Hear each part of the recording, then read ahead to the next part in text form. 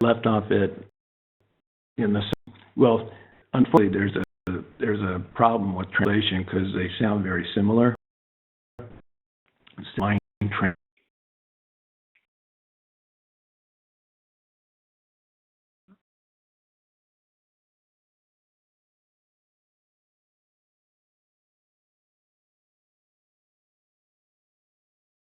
Through a different, from Maitreya to Asanga, and then down through different lineage lamas. So the fourth point, are you talking about Taoist 7-point mind training?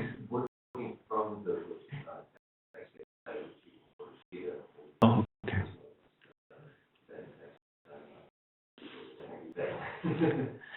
Well, there's so many. It's mind-blowing how many texts are still untranslated and how many have been translated. You may for a long time was teaching another mind training text called The Wheel of Sharp Weapons. Did you guys come to that? That one's incredible. They're all incredible, actually. That one's by Dhammarakshita, who is one of its main teacher. And it's based on Yamantaka press, but it's mental training. It's quite wrathful, and he compares. Well, it compares the selfish mind to like a demon inside that keeps robbing us of our virtue. And, well, we all have it. We all have narcissism, right? All of us. We all have our own versions, right? It's the OCD approach. So you're in good company. Well, what he does is he invokes this wrathful form of wisdom.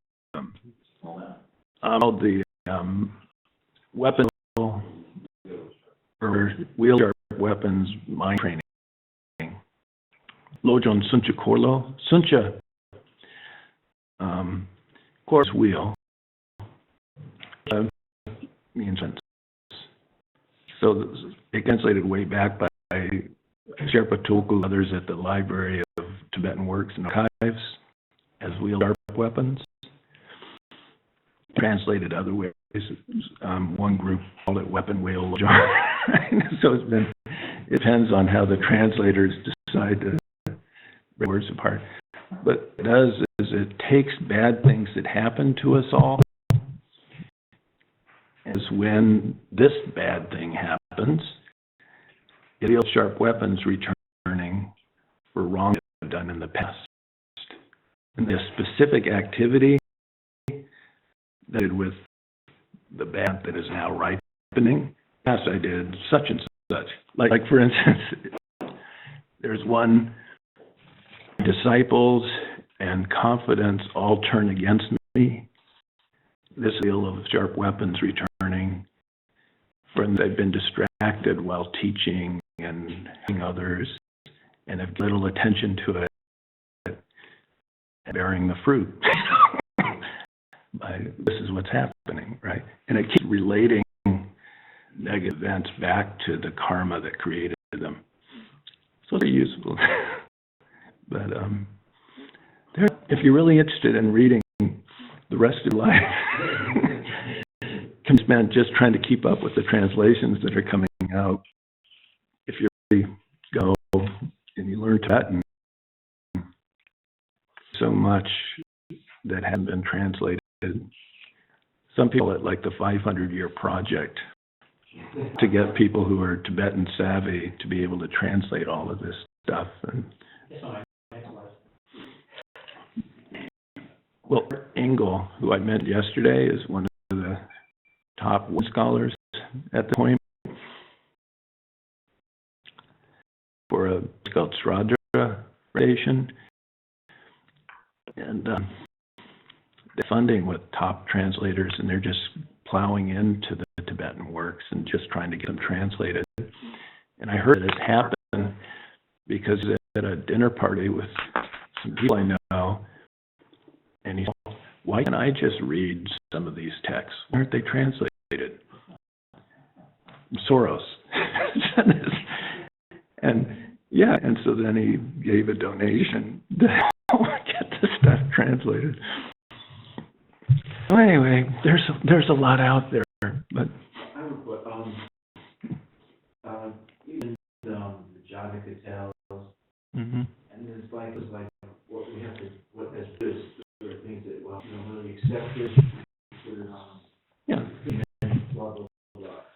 Yeah. But what is it that you really should accept? Is something that the Buddha actually said, and something that say a high lama, like a proper case with it. Those are the things that you should accept as being and then check them out, and pretty much those are the things that you should accept. But what Jataka tells, it seems to me, what's the foundation that I should accept from you? It seems a little bit, you know what I mean? I've never been that's my favorite, sources, whatever. It took a long time to read the Jataka tales for that reason, is that they seem so fanciful. I thought it would hurt my faith or something to read them. But I got to this point where my faith is pretty solid at this point, and it's pretty reasoned out, and I feel pretty confident of it. And so I started reading them, and I actually found them quite delightful because of the underlying message and how where is the first one that we should accept? Where does it come from? That it became, after passing of the Buddha, there were several pandits who started writing these tales, and they pretty much ascribed them to the life of the Buddha, whether it came from the Buddha or whether, it's a little unclear. Okay, that's what I wanted to know. But Gosha and others wrote, like Gosha did about 200 years after the Buddha, and did a life story of the Buddha that's very often read through Asia, and so it's considered pretty authoritative of the life of the Buddha. But there's kind of reasonable doubt about,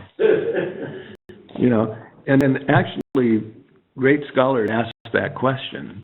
They would ask themselves, they didn't just believe stuff on faith, just somebody says so, right?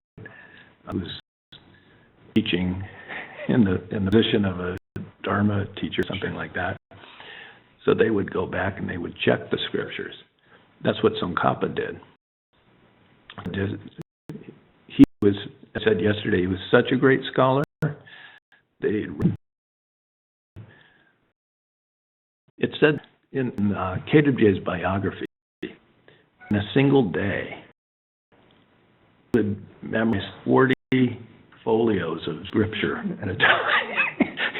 He just had such a ravenous, incredible intelligence. He could just soak it in and quote it all to you. And so he's just going back through scriptural sources, and he would take the teachers of his day, and he just wouldn't accept anything on blind faith. He would go and see, well, what did this great sage say, and what did this Siddha say, and how compare to this teacher and what he's saying.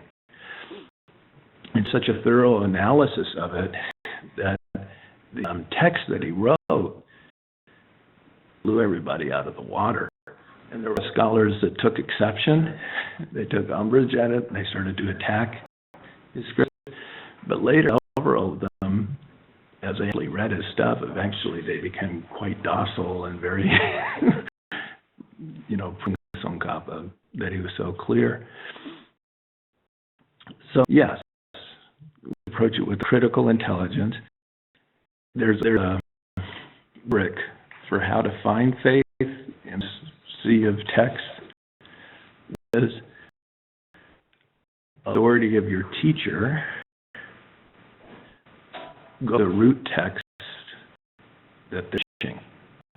So, with doubt about what your teacher said, you should go into the scriptures and actually read them yourself. Of the commentaries to the scriptures, go into the root text. Basically, what the Buddha and above, go to Dharmakaya. if you can, to get into that direct experience yourself, because then you yourself what's true and what's not true, right? So that's kind of a presentation of how to find faith.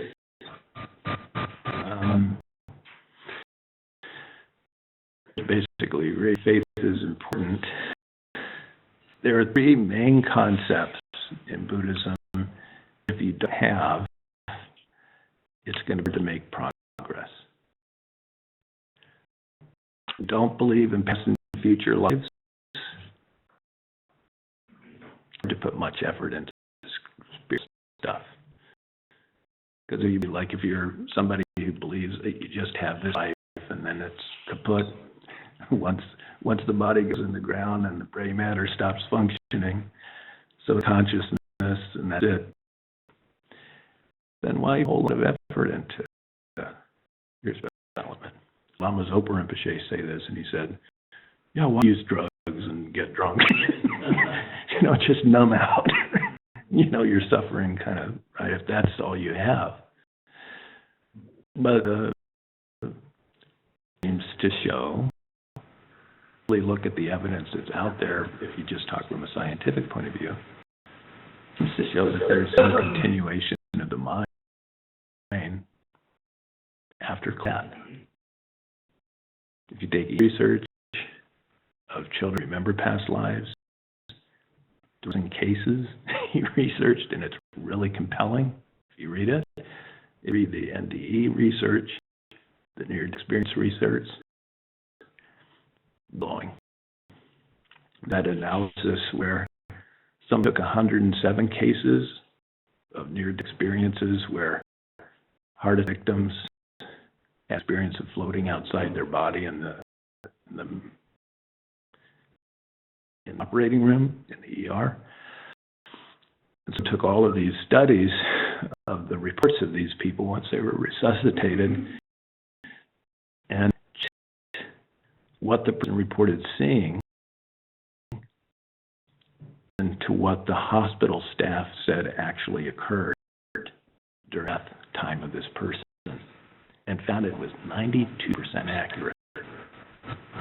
There was a quote on this, 92% of the time between what the person says happening and what the hospital staff said was actually happening in the room. So that's really uncanny.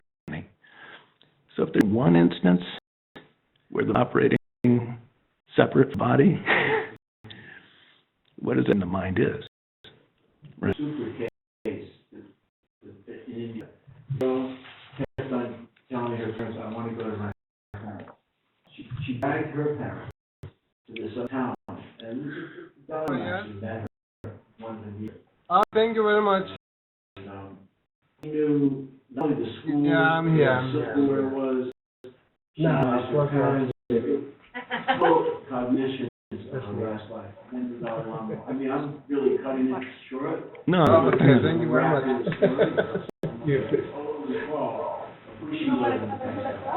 And Taking her back. Well, Reed Stevenson, again, there are thousands of cases like this. And they're startling. They're startling because the kid knows stuff that they couldn't possibly know in their generation of what happened before they were born in a totally different place, down silverware, and what was there in the house, and who was there, and what their names were.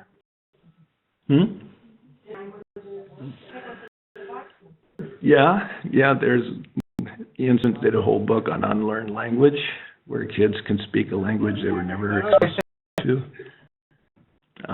Some that have happened in the U.S. There's one recent one. This was in,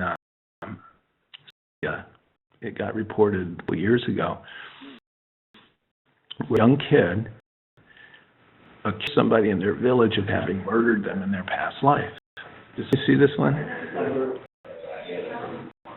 It's really interesting because the guy denied it. This old guy denied that he had killed the previous.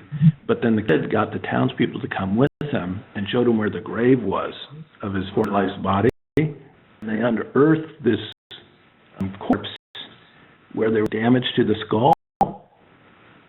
basically the kid said that the guy had hit him in the head and couldn't find the murder weapon. The kid said, I know where he buried it.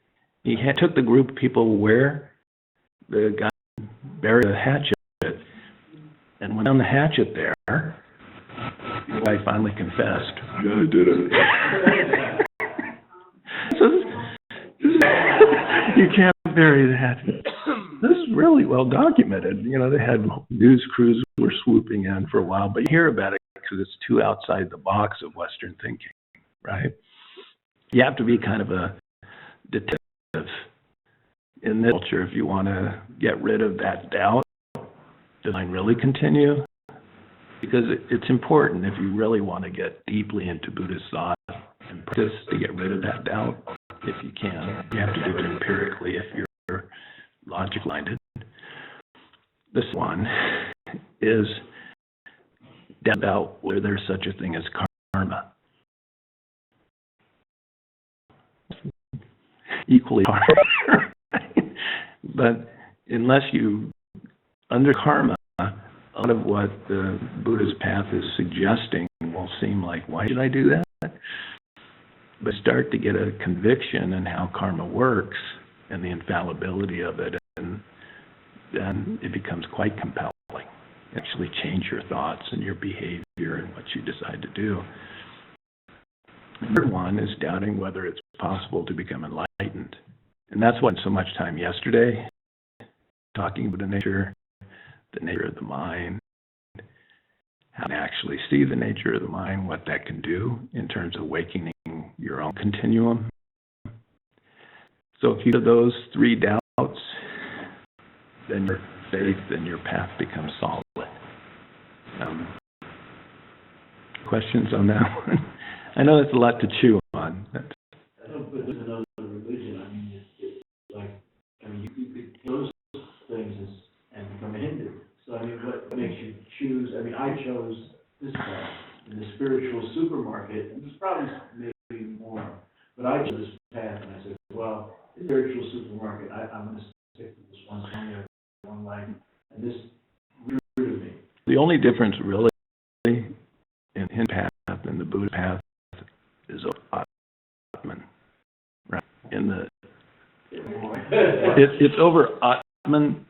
If you go to a good Hindu teacher, they'll teach you a lot about past, future lives and karma, and what you can do in terms of meditation and developing your continuum.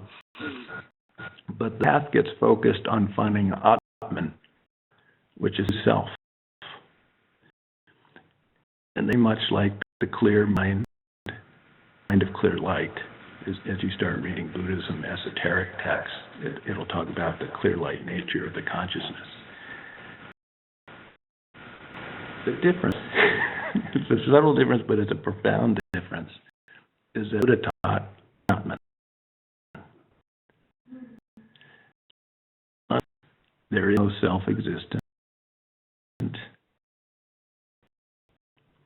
So that clear light, the view is it's the grasping of that clear light mind as the self that is samsara. And asserts a self there when you get into death and you experience the clear light like you've experienced countless times through your previous deaths. And there's this is me.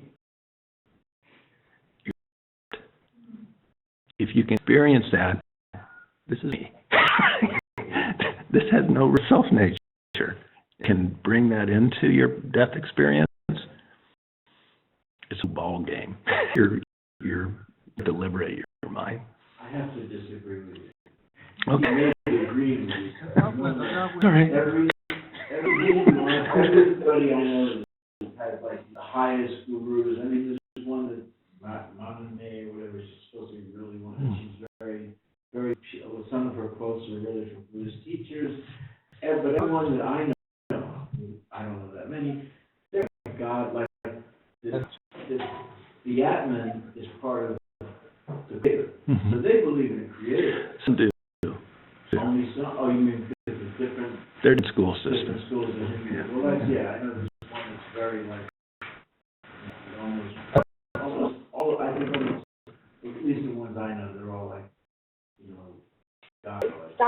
Well, there was a preschool, if you want to get into this, again, this is a whole nother, they call it they call it Drupta, or tenet systems, where the Tibetans were quite good at compiling these different systems of thought from ancient Hindu and ancient Indian logic.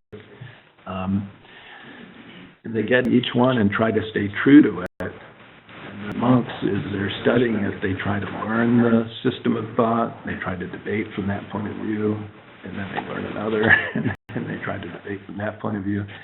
So there are a lot of texts that go into this, and what you're talking about is this particular school system, Samkhya, the sum of Hindu thought, where they postulate a creator.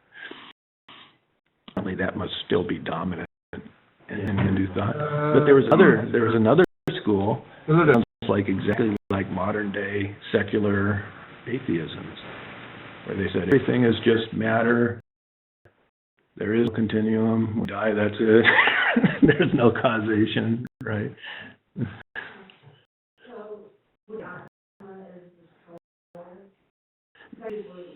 Right. Yeah, that's their word for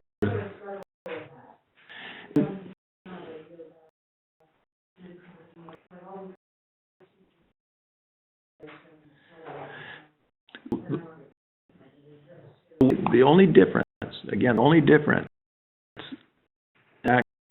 I forgot your name. No, Louise. This gets back to the question Louisa asked yesterday. What happens with a lot of what I find, there's a guy down in D.C. named Professor Habar, and he's a Hindu scholar professor who has an interest in Buddhism. And sometimes he's got a protege, his nephew, who's training to be a professor as well. Several people come by to sit down there, and I've been in conferences with them where I've heard them say things like, Arjuna is a nihilist. And I get with them, right, like, what do you mean? And it comes back to that because basically in their belief system, there's that sense there's a soul, and the soul goes from life to life, and you got to recognize it, and it might be framed part of God. Right. And so, believe in the one. Right. So when they hear about an Atman, what's to their mind is disbelief in the soul or continuum. And as last, that's nihilism. That's a nihilism. Not saying there's not a continuum of the mind. It does not continue independently from its own side without depending on anything else. If it were in self, never transform, enlightened. It couldn't function. Seeing an Atman, that it doesn't have self-nature, it doesn't mean there's not this continuum that you could call a soul. Right? Buddhist, there is a continuum. Shintu Tawi Lungsam, the mind, beginningless, and will go up to the time you're enlightened there. And you can destroy it. It's indestructible. It keeps going and going, right? Fortunately, it's been suffering. The reason it's been suffering since time without beginning is it keeps misapprehending itself as self. Because of apprehension, it keeps creating karma. As it's suffering and torment needlessly. When they see that it doesn't have a self-nature, karma stops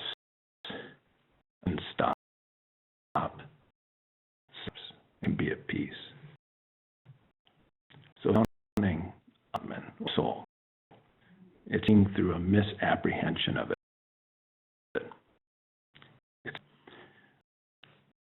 In those origination, ignorance is a blind man with a cane. And that way, there's a blindness to the absolute nature of things. That blindness, the cane, rep the instability of it. Because it's not seeing reality accurately, ultimately it's unstable. If you knock out, old man's going to fall. Knock out the misapprehension, ignorance is dissolved. And instead of ignorance, you have wisdom. The two can exist. Wisdom and ignorance can't coexist. Ignorance is self-nature. Wisdom sees like self-nature. And so it seems like a subtle difference between the two traditions, but it's, from a Buddhist view, it's a very profound difference. And it's the difference you need to a math to. Does that sound okay? So you have to discount everything you learned. It's all right. Just add a little wisdom. Can I throw another one out there? Okay. So, if we become enlightened and do it, and the idea of getting out of the wheel, so my idea is that we're trying to transform ourselves into a Buddha.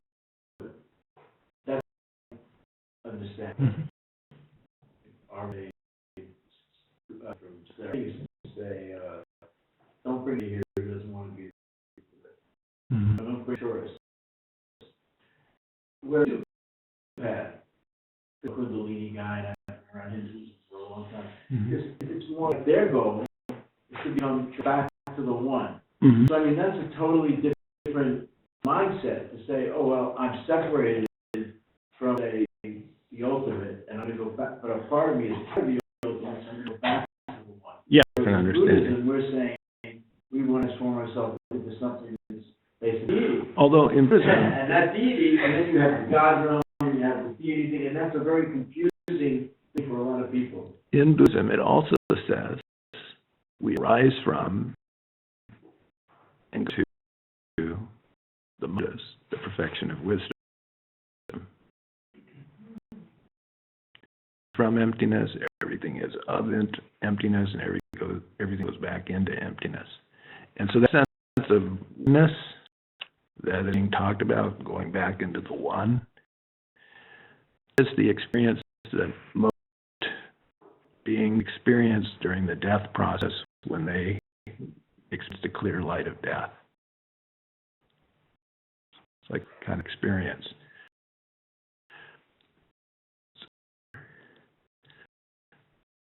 The goal is its empty nature.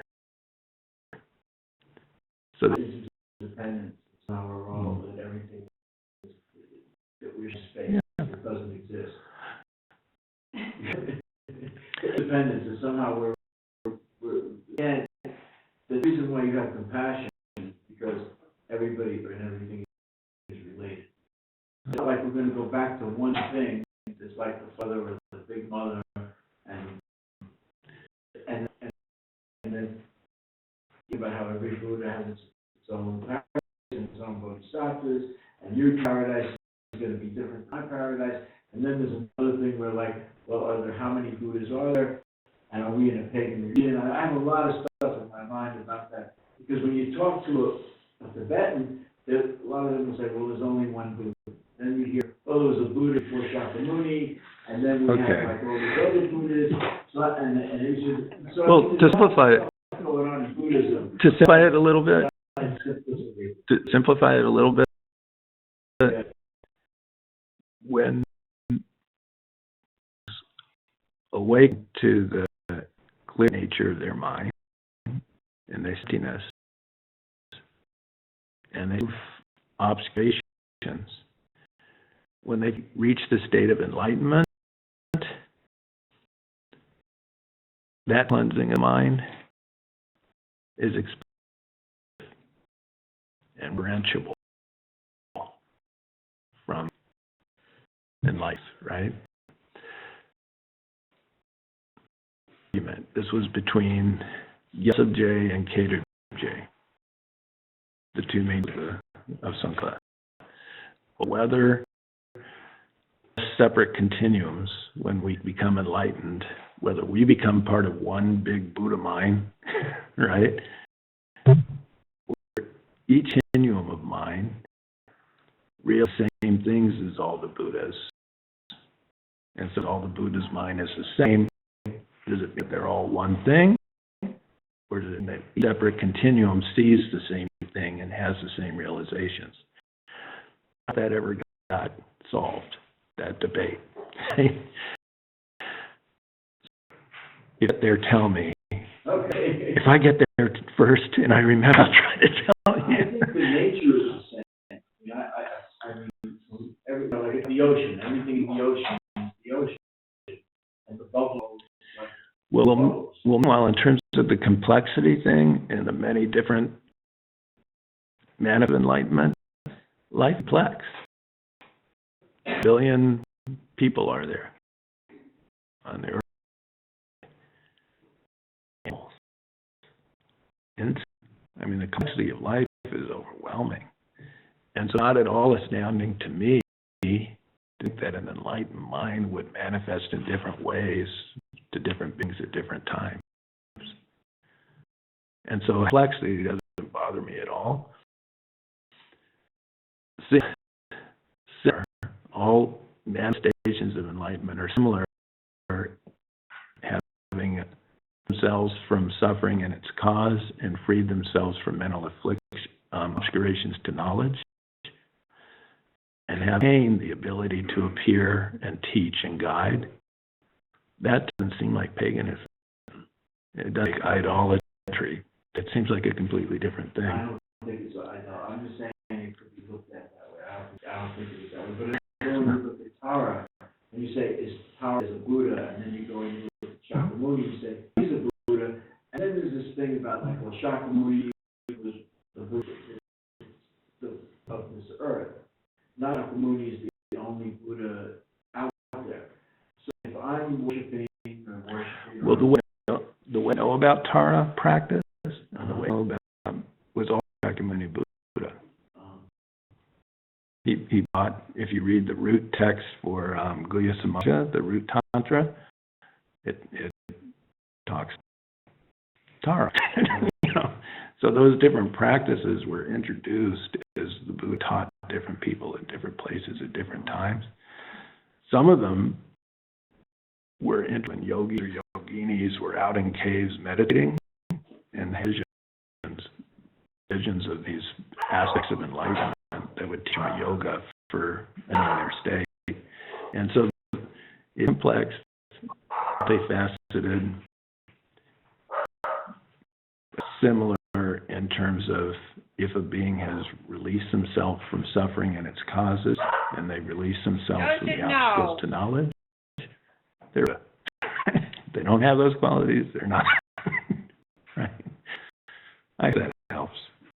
But I want to get to this, because we have, by the way, just so I'll know in terms of how quickly to go through it, what do we want to do? We're now at 11 o'clock. Do you want to stop at noon, or do you want to go longer, or what do you guys want to do? I think we talked about cutting out earlier today, a little bit later today. Okay. What would feel comfortable? I hope I'm not being selfish and greedy.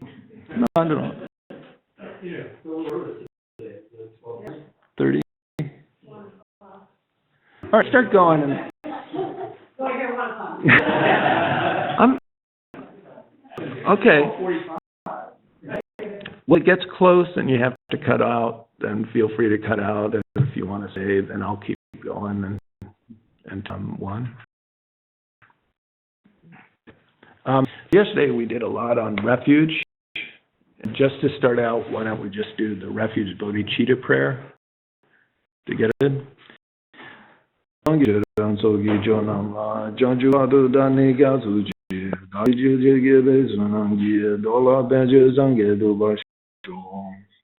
Sangi sogi chonam janju badu dani suji dagi juje gebe sunangi dola benche zange dola shu. Sanju rang sogi chonam janju badu dani suji dagi juje gebe sunangi dola benche zange dola shu. Just did that prayer. You all, if you like, if you do the refuge bodhicitta prayers in the morning, the vision, in terms of the absorption of the Buddhas, and they're transforming and sending light out and purifying all beings, you can do all those visualizations if you want, in order format that we talked about yesterday. So like that, you can do that more quickly if you want. So it's text. If you want to do a longer format, and that's the thing about these different sadhanas, is there's usually a long form, a middle form, a short form. Right? But if you want to do it the long way, since we're going through a little more detail, page 247, after the absorption of what's called the refuge field. The refuge field was that image of Buddha surrounded by all the enlightened beings that we for refuge to. There's an aspiration. Once you do the absorption of the Buddha, you do the four measureless practices. It says, recite the following to generate the extraordinary enlightenment mind. So talking about Buddha's wish to become a Buddha to help all beings, right? If I read countless eons to be enlightened, during that suffering my mother sentient beings going to experience.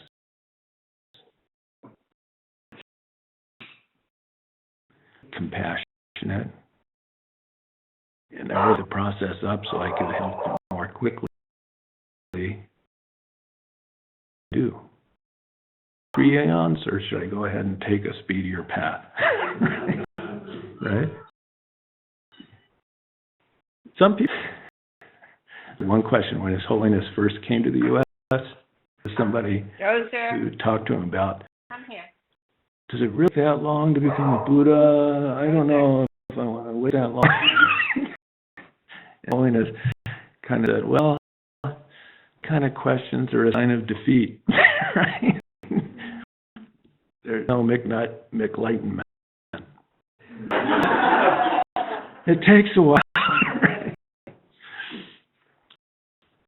However, the Tibetans have preserved some traditions that came through the siddhas and these different visions that we were talking about, yogas that were imparted to great practitioners to speed up the process. The move is exactly that. If I wait, it's going to be suffering for beings, so I should go as quickly as I can, so that I'm expediently able to help others.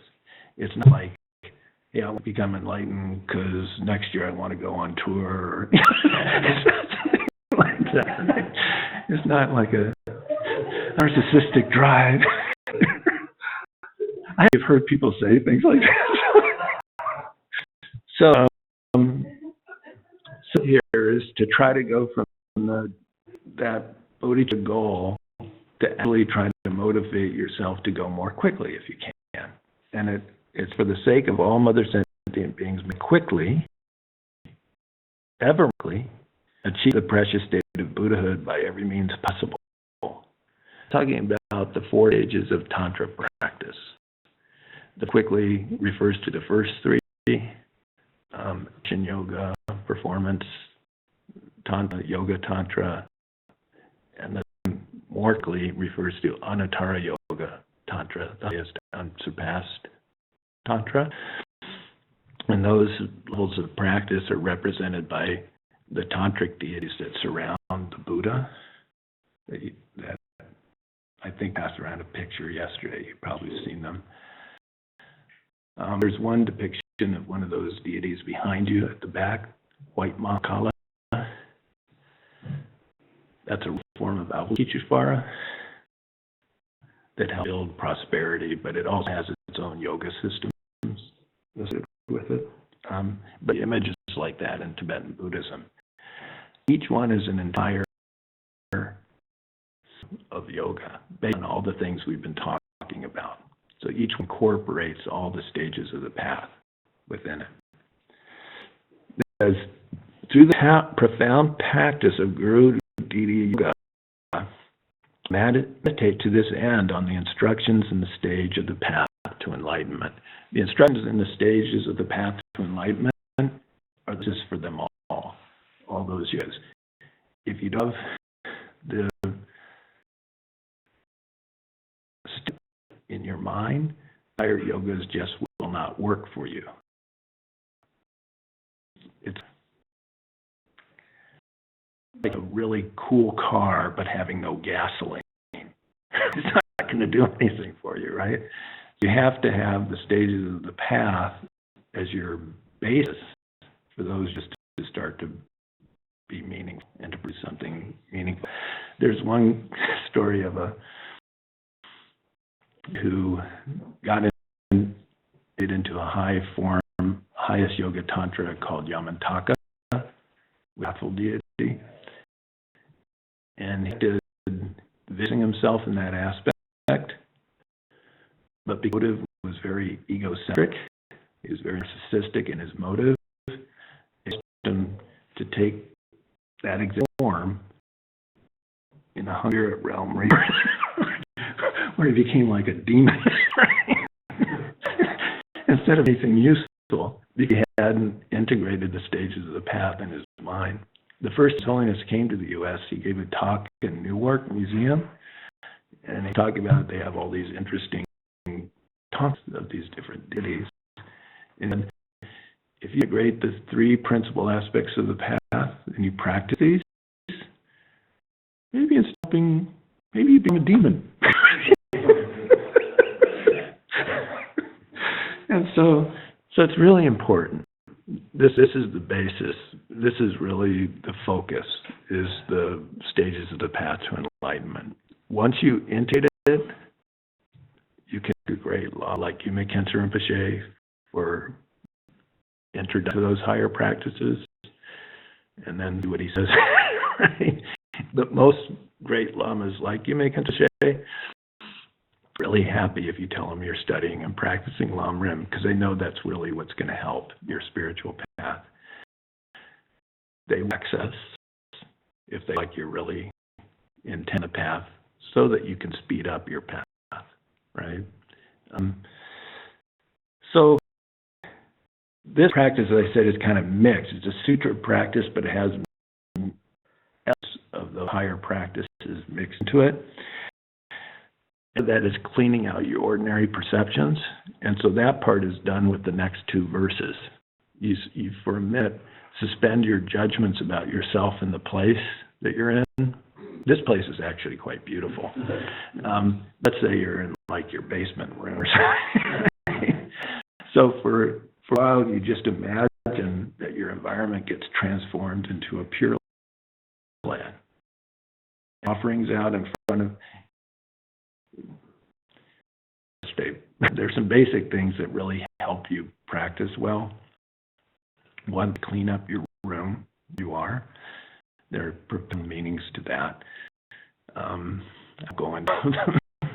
But then set up some kind of representation of the mind of the Buddha, the speech of the Buddha, the form of the Buddha. You have all those in front of you. The vases are the speech. The stupas are the mind of the Buddha. The image of Buddha and different disciples are the form of the Buddha. Then put out offerings. Water is good because it doesn't cost a whole lot. It's not good to put out an offering that you later regret because that kind of mixes it with some kind of... You just imagine it. You're offering it to the Buddha. I'm good.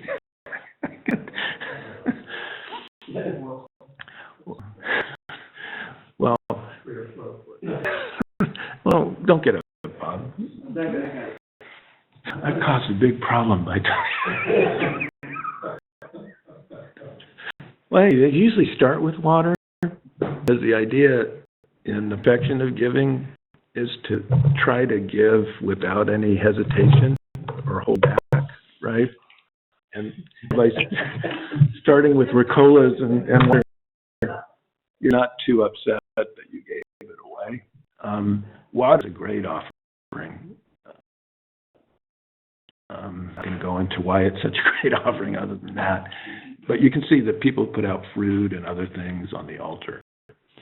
So part of the verse is imagining whatever offerings you put out just get expanded and purified, and that you can, as far as your mind can imagine, you can imagine just filling the universe with offerings, right? All of that is creating mental karma, not just, it doesn't, you can't do it directly, doesn't lessen the impact of the virtue that it creates in your mind just to imagine that kind of bountiful giving. And giving it away is full in many ways setting it out, right? So once you sit in a good meditation posture, it's called their 7-point or 8-point Vajrayana posture. John's got a lot of if you whole thing, you do what's called the Vajrasana, where this foot's on this thigh, this foot's on this thigh. I can't do it because my knees are too crummy. Or you can just sit cross-legged, or you can sit in a chair. Then other part of the posture is the hand rests in your left and the thumbs touch gently. Many things here, the unit of method and wisdom, inner yoga, all of that is symbolized by this gesture. The back, not like your backbone's a stack of coins, and your head is held from the roof by string to your crown, right? So your chin just slightly tucked. Then your eyes can be just slightly open or closed. If they close and you get sleepy, it's probably better to leave them a little open. But you're really looking so much, you're more on inward in terms of your attention against the roof of the mouth. Sitting posture, up the flow of your mental airs, 5 root winds and 5 ancillary winds that move the mind through the body. And it fills up the flow of those airs to make meditation easier. Also, the top of the mouth helped so flies wouldn't get she sit a long time and get less thirsty. So once you do that, then setting the motive is the main thing, where you find a bodhicitta, want to become enlightened to help all beings. That's huge, that like we discussed yesterday. And then verses where you imagine the environment transform and the offerings that you put up transform. Welcome to join me. This is at the bottom of page 247. May the ground everywhere become pure, free of evil and other imperfections, as it is the palm of the hand, smooth and made of lapis lazuli. May the interior of space be filled with unexhaled Samantabhadra offering cloud, with things divine as well as human, both actually arranged and made by mind. Now this mantra is going to be hard to say. This is about an offer mantra. We'll struggle through it, but it basically means it's turning mental awareness of the empty nature of the offerings and the environment, and just them that they multiply and become more and more bountiful. Om Namo Bhagavate Vajrasamamana Tadagataya Arhate Samasamblaya Tayatha Om Vajra Vajra Maha Vajra Maha Teja Vajra Maha Vidya Vajra Maha Bodhita Vajra Mahurim Mandoba Sangamana Vajra Savakama Avarana Vijodane Vajra Soha Namo Bhagavate Vajrasamamana Tadagataya Arhate Samasambudaya Daya Om Vaja Vaja Maha Vaja Maha Vaja Vaja Maha Bodhi Chitta Vaja Maha Bodhi Mando Ba Samgamana Vaja Savakama Avarana Viju Dane Vaja Soha Wante Vaja Sama Mana Daga Daya Arhante Sama Sambudaya Daya Om Vaja Vaja Maha Vaja Maha Teja Vaja Maha Vija Vaja Maha Bodhi Chitta Vaja Maha Bodhi Mando Ba Samgamana Vaja Savakama Avarana Viju Dane Vaja Soha. You can tell it's also invoking enlightened beings to help you expand offerings. May the bow by the truth of the triple gem, the blessings of all the Buddhas and Bodhisattvas, the great authority of the completion of the two accumulations, and for the pure and unfathomable Dharma sphere. So on that, you bless the offerings, you've got all the preliminaries. Then the next lies what's called the merit field. What we realized yesterday is called the refuge field, because that's what you're going for refuge to. The merit field, basically the same thing with the list. If you want to create the big amount of virtue possible in time, is to show reverence to your spiritual guides. In practice, it says offering to even a single hair of one's lama is a powerful virtue than offering to all the Buddhas to the extent of space in the 3 times. And the reason is that when a spiritual guide, like Yume Khyentse Rinpoche, that has come to you in a form you can see that you can and actually teach you, right? The enlightened beings who are in Sambhogakaya form, we talked about yesterday, that subtle form, they're there with you, but you can't see them. Manifest that they can really help you. So, it's exactly the same as yesterday, except in the center figure where Buddha sat in the huge, you man Tsongkhapa, because Tsongkhapa is the lineage lama of this particular tradition. So you mean in the center is Tsongkhapa, and Tsongkhapa's heart is the Buddha. And in the Buddha, the blue mother and father Buddha called Vajradhara, which represent the Vajrayana path.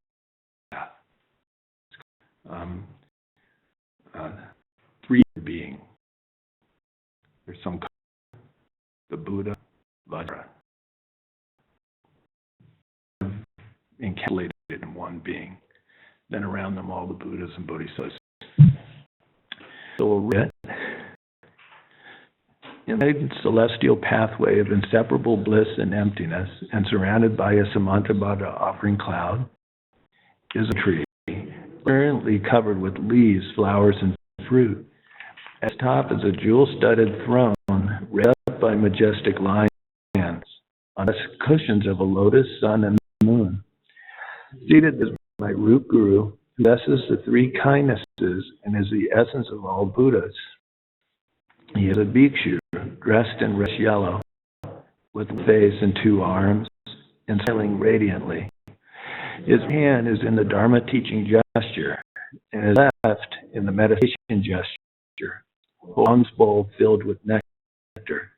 He wears the 3 saffron robes of a monk, and is adorned with a gold-handed hat. In it are Manera and a blue Vajradhara with one face and 2 arms. Vajradhara, holding a Vajra and bell, enjoys the experience of innate bliss and voidness as he is Vajradat Vishvari. He is also adorned with many jewel ornaments and attired in garments of divine cloth. The Guru, endowed with the major and minor marks, and emanating 1,000 light rays, is encircled in a halo of the 5 rainbow colors. He sits in the adamantine position, with his pure aggregates possessing the nature of the 5 sugatas. His 4 elements are the 4 consorts, and the bases, channels, ligaments, and joints are true bodhisattvas. The body pores are the 21,000 arhats, his limbs the wrathful lords, and the rays emanating from his body, guardian spirits such as yakshas and yakshas. On gods serve as cushions under his feet. Surrounding him in successive rows is an ocean of deities comprised of direct and lineage gurus, deities with their divine mandala retinues, bodhisattvas, heroes, dakinis, and protectors of the teaching. Their three doors with the three vajras, rays with hook-like tips, emanate from their hum syllables to invite the wisdom beings from their innate realms. These beings merge firmly and inseparably with the pledged beings. Bhagwan, savior of all beings without exception, devour of the terrible demon host who know entities truly and completely, please approach together with your retinue. Zahum, Ba, Ho, the beings merge inseparably with the pledged beings. So there's a lot there.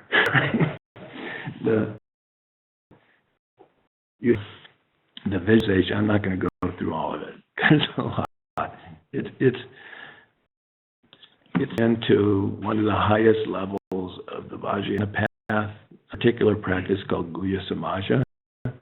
Songpa wrote several texts on that, what's called King of Tantras. So we mentioned his body filled with all these deities, where senses and everything are bodhisattvas and he's white. That's an incorporation of the Guhya Samaja practice within the visualization. Visualization like that, the technical term is that becomes what's called the Maya being. It's a commitment being, based on your commitment to the practice. You visualized it in front of you. When you mention that syllable in their heart, they the hum syllable, it's a letter. Visualize the Tibetan form of it, but you can visualize it as HUM if you want. But you mentioned that it's a manifestation of that enlightened mind in the form of sound. Hum is emitting manifestation of that enlightened mind. That light out throughout the universe.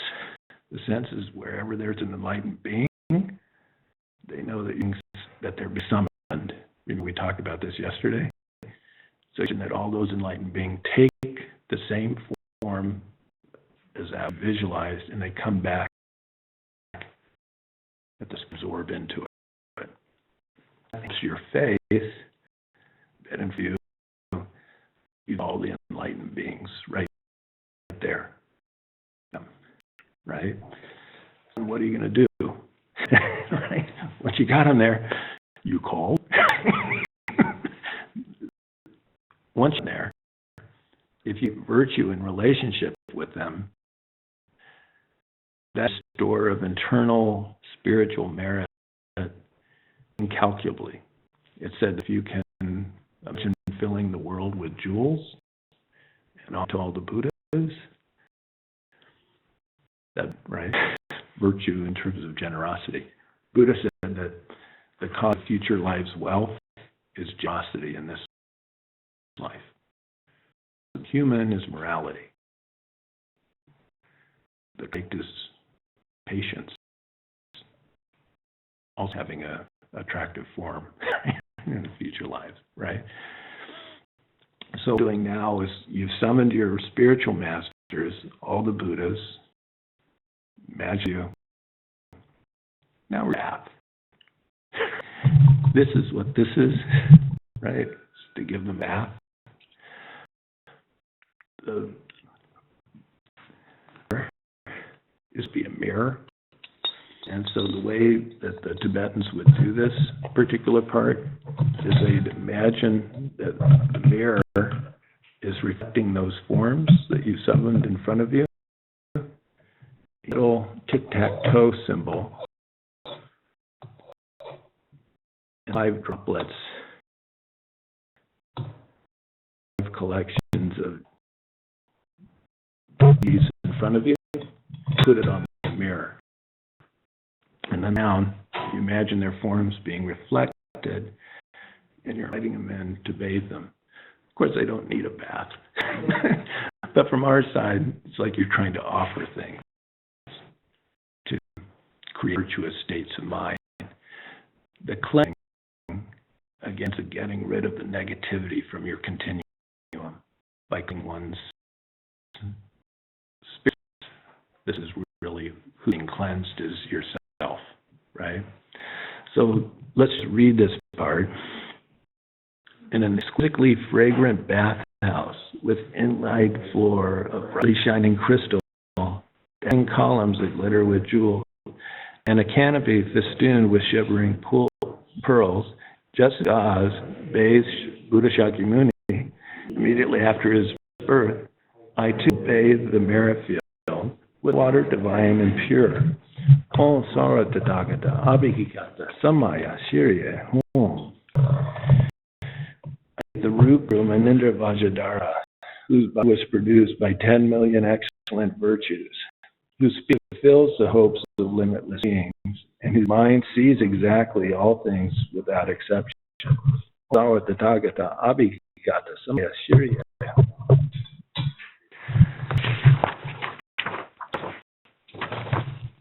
I bathe the lineage of widespread activities. I bathe the lineage of profound view. I bathe the lineage of divinely inspired practice. I bathe all the lineage gurus. Om Sara Tathagata Abhikata Samaya Shirya Hum. I bathe the Buddhas who teach us. I bathe the holy Dharma that gives refuge. I bathe the Sangha who provide direction. I bathe the Triple Gem, our place of refuge. Om Sara Tathagata Abhikata Samaya Shirya Hum. Then you imagine that you have exquisite. I wipe their bodies with cloth beyond compare, clean and scented with exquisite fragrances. Om Ahom Tram Hi Ah Kayo Vishuddhanaya Soha. That's in perfumes. With the perfumes that fill all the 1,000 worlds, I anoint these lords of sages, whose radiant bodies are like shining gold that has been fired, burnished, and washed in raiments. Those who attain the immutable Vajra bodies, I offer with a faith that is immutable, divine raiments, thin, soft, and light. May I achieve the Vajra body. Naturally adorned with the major and minor marks, the conquerors seek no other form of adornment.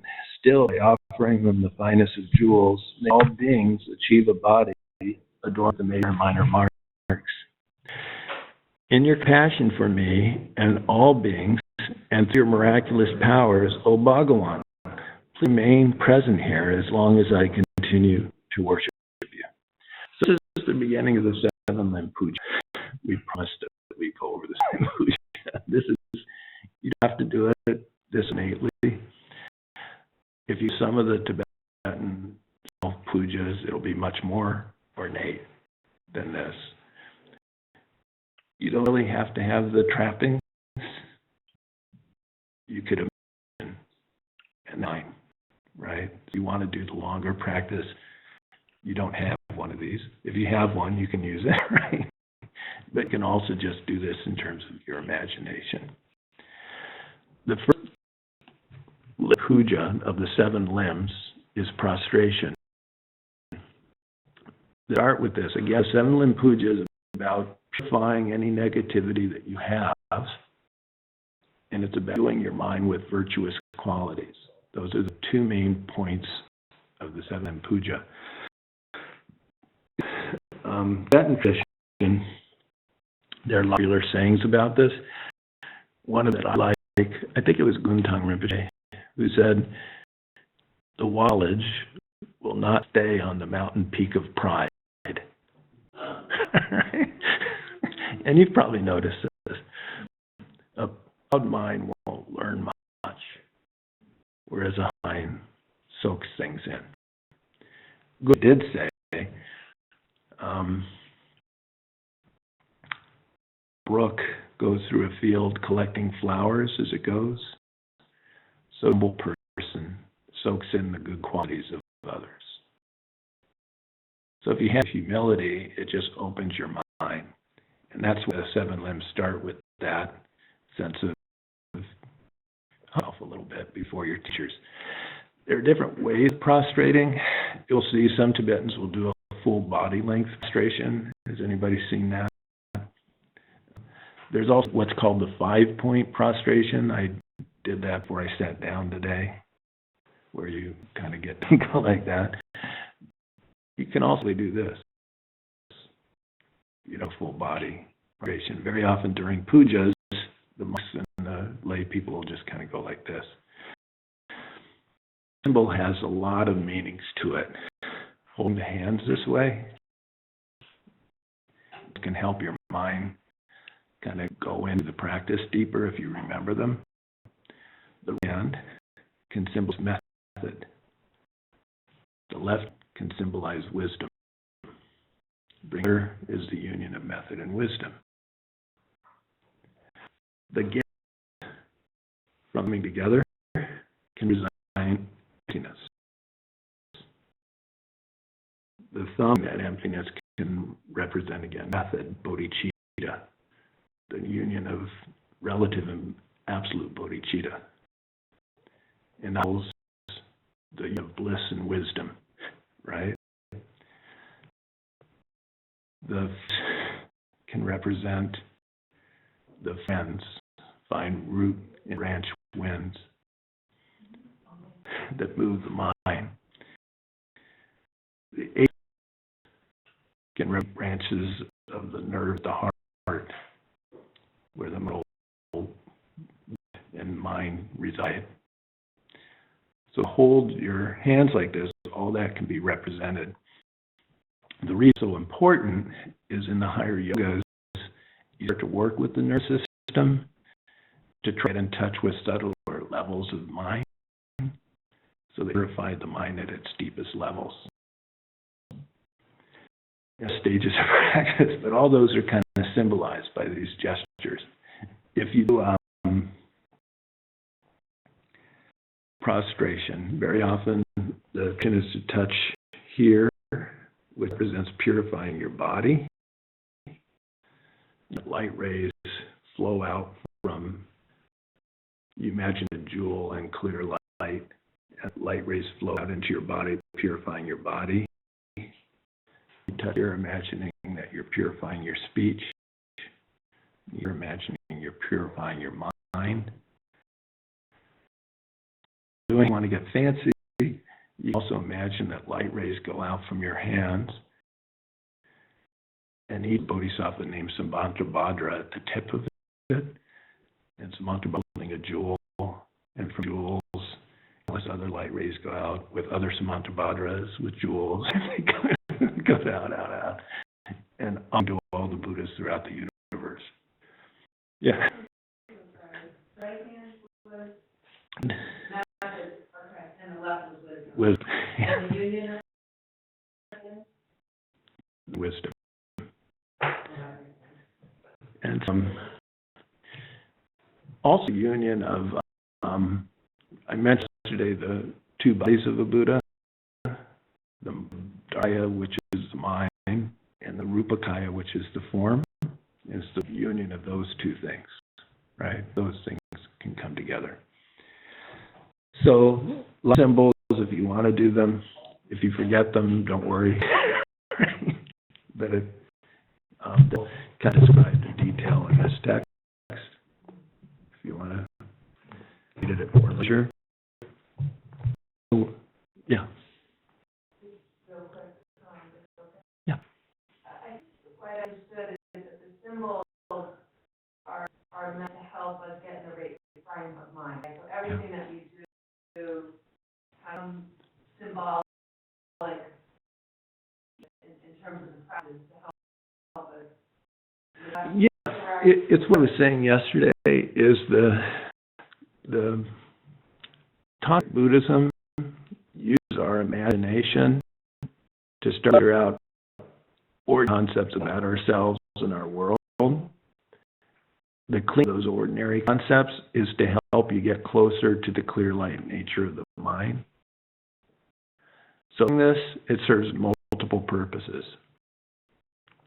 The wish to be so generous in itself is a very virtuous state of mind and accumulates a lot of virtuous thoughts and seeds into your mind. The visual also clears out your ordinary concepts for a little bit. This is Wilson. These are Wilson's hands made out of flesh and blood, and I'm writing. But if I want light, I can imagine all those different sort of light going out and gently happening and purification happening. So that's what you want to do. Knowing if you use them, the reason they're there is to increase the effect of your practice into what it does. If you practice this fairly regularly and you become accustomed to them, you'll start to feel the benefit of doing the visualizations. It does clear out the cobwebs of the mind. It really does, if you get used to them. We're going to prostrate to the different groups of enlightened beings that you've summoned in front of you, and make prayation to the chief of the Sakyas, whose body is produced by 10 million excellent virtues, whose speech fulfills the hopes of limitless beings, and whose mind sees all things exactly as there are. I make prayation to the lineage of divine inspired practice, the Sugata Vajradhara, the seers Tilopa and Naropa, and the Dambhipa and Atisha. I make prostration to the lineage of widespread activities, Maitreya, Asanga, Vasubandhu, Vimuktasena, Parana, Vinanasena, and the various Kirti, Haribandra, the two Kusalis, Suvarnadvipa. Prostration to the lineage of the profound view, Manjosha and Arya-Nagarjuna. The Father destroyed the extremes of being and non-being, along with Kirti, Vijayakokila the elder, and the rest, his spiritual sons who disseminated the Buddha's underlying thoughts.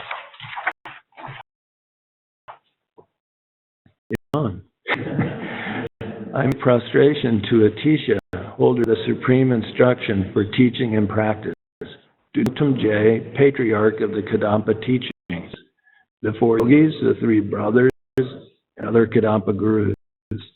Prostration to the father Tsongkhapa, innovator of the snowy land, and to lineage of spiritual sons, in particular Gyaltsab J, lord of inferential reasoning, and K, master of sutra and tantra teachings.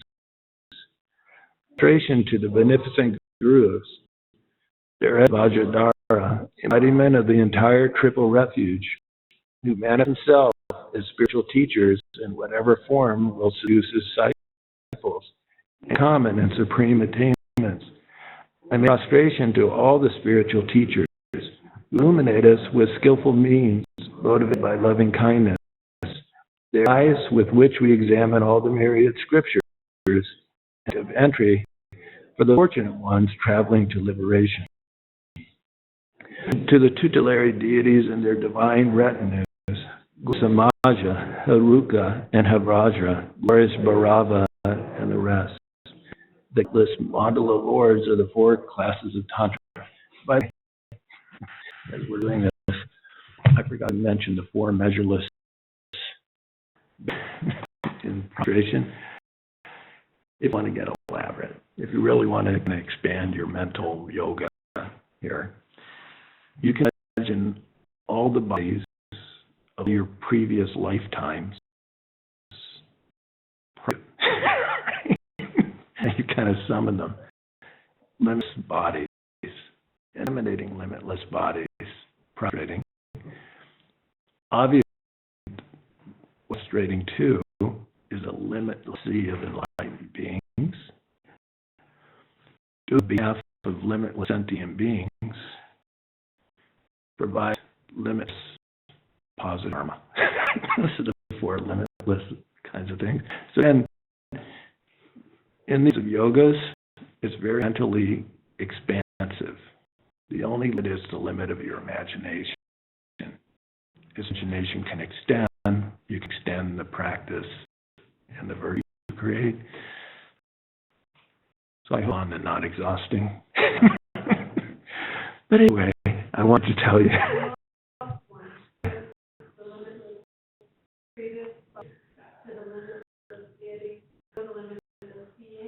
And a limitless virtue. Integral virtue. So it's going to go in other part of the assembly that you're prostrating to on page 253. Prostrations to the 1,000 fully enlightened Buddhas whose deeds will reach fruition in one fortunate age. They ask prayers and accomplish marvelous virtues. Each action they perform goes on unfolding ever widely. I make prostrations to Sanama, Ratna, Suvarna, and Asoka, Dakita, Aja, Vasaja Guru, and Akyamuni. The of prayers and aims of these 8 Sugatas shall be consummated consecutively. I make to the perfection of wisdom, the conquerors, and to all the holy Dharma of the 3 vehicles. Destroys the truth of origin, including the seeds of ignorance, and uproots the pain that is the truth of suffering. In relation to the 8 eminent bodhisattvas, Madhugosha, Vajrapani, Avalokiteshvara, Skitigarba, Sarvabhinana Viskambi, Akashka Garba, Maitreya, and Santabhadra. Prostration to the Arya solitary realizers who attain the self-originated solitary realizer's wisdom by meditating on the 12 limbs of profound dependent origination without needing to rely on a teacher in this life. In addition to those elders in their retinue who are charged with upholding the banner of teaching, Asha, Ajita, and Vanasi, Lika, Vajraputra, and Vajra, Kaka, Vatsa, and Naka Bharavaja, Aryakula, and Rahula, Kaka, and Vila Bharavaja, Ana Mahantaka, Nagasena, Gopala, and Abeda. I make prostration to the 3 realms hosts of Dakas and Dakinis, from holy and supreme celestial abodes, these powerful beings who possess supernormal wisdom and miraculous powers, watch practitioners like a mother with her children. I make to the host of the Dharma protectors, who go pledged in the Bhagavan's presence to protect as their children those who practice Dharma properly. I pray prostration to the 4 Marijika deities, Dhritarashtra, Viradaka, Viraksha, and Vashravana. Each one is master of his own retinue and guards one of the 4 directions. I mention in all ways and with supreme reverence to all those worthy of prostration, bowing with bodies that equal in number all the atoms of the pure field. Prostration to Arya Manjushri in his princely manifestation. Now, those men that course through the 3 times, I bow to them all, excluding none, pure body, speech, and mind. By the power of Samantabhadra's prayer for pure activities, I make prostration to all the conquerors, with as many bodies as the atoms of the pure fields, filling all the conquerors before my mind. Dharma sphere everywhere is being filled thus with conquerors. Atop each atom sit as many Buddhas as there are atoms, one surrounded by a retinue of Buddha sons. Praise all these Sugatas and give voice to virtues of all the conquerors, using all organs of speech to produce oceans of sound and claim their endless oceans of merit. First limb of the puja. First limb of the puja. Prostration. It can be quite simple. And shorter version that I mentioned is in the appendix of this text. It's down to a single line. That's how these practices are. You can do them the extensive way, you can do them the short way. In this, it simply says, reverently I prostrate with my body, speech, and mind and present every type of offering, actual and imagined. Those are 2 limbs in a single line, right? So you can do what you like. If you have some time and you want to do a more elaborate practice, you can do this. If you don't have time and you want to do something more abbreviated, you can do the one on the back of the text. It's really up to you. As you get more accustomed with the Tibetan style of meditation practice, you'll find that each practice will have these 7 limbs in it. It's with the prostration, and then this one is offering. The practice before, this will be embellished with your imagination, and you'll see that it's been summed up in 3 verses on page 255, followed the mana offering, which is a little more extensive. And so that's being done here. As mentioned, if you want to be at lives, then it needs to be generous because of affluence.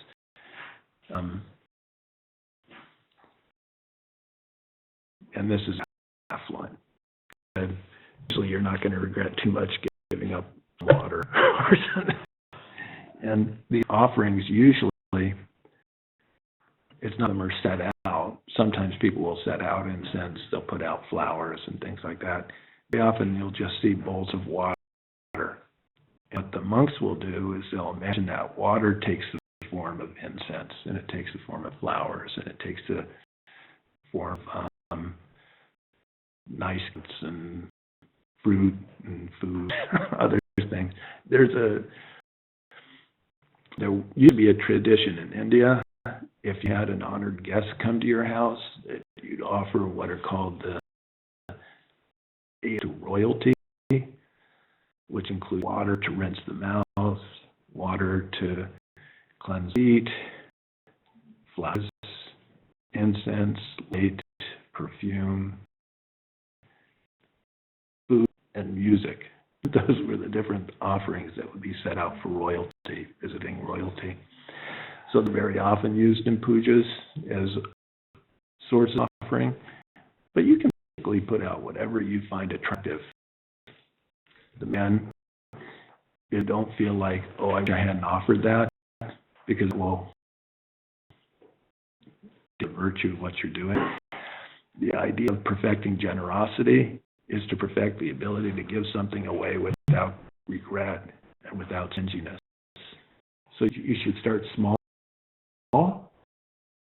whatever small amount of generosity you're doing, and perfect it, you can give it away and not worry.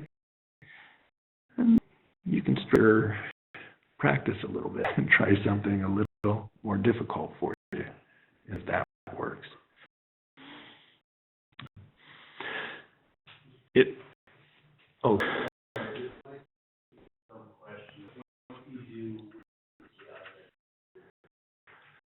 I've heard different things. In Tibet, what they used to do with water offerings is they would then take the water and they put it in a stream, streams around. So what I do is I take the water offerings after I empty off, and on my faucet, imagine that's a stream, and I put it in there. But the sense is that the offerings are kind of blessed. They both said mantras to bless them, and you've also offered them to enlightened beings. And so, for instance, with food, very often what we'll do in situations is when you take the food off the altar, then you share it with people. And you get the water goes to the, I'm not sure what amount it goes, right? You go along from home. Yeah. Yeah. They're like a racer head, they're like in the Buddhist pantheon, there are a lot of realms of life. There are the different realms of life. Some of them you obviously see animal life, human life, but some of them are more absurd to us. Not they're somewhat snake-like, and but they're, I almost like mermaid-like creatures But who knows? Who knows? I can't see that level, so I just read about it.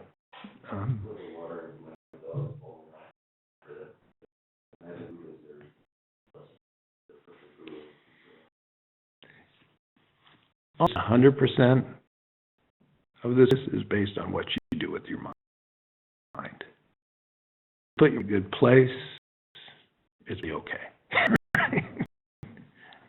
You know, one thing that is discouraged is offering things that were ill-gotten.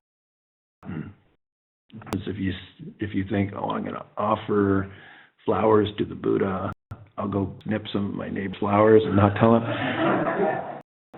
Maybe best offering. Because, you know, I think the best offering I made to my teacher, Ceramic Rinpoche, at my cousin's house, and I got in the morning and his mom had put some fruit in their bowl, and so I grabbed one of the pieces. I think it was a grape. I took this grapefruit, this ill-gotten grapefruit, to my teacher, and I kind of plopped it down in front of him because I knew you're supposed to offer something. And then I sat down next to him on the couch and said, "Introduce myself." He was very gracious about it. It didn't faze him at all. But anyway, yeah. I'm really fascinated by the it catches up with Buddhism, with the white light mind, the thing after the fMRI. Mm-hmm. But also, I was wondering if you could talk to us a little bit about this wording. Is there Adam, you know, and if you could talk to us about part of this particle. And I'm just wondering if you could talk to us a little bit about how in the world. Didn't know.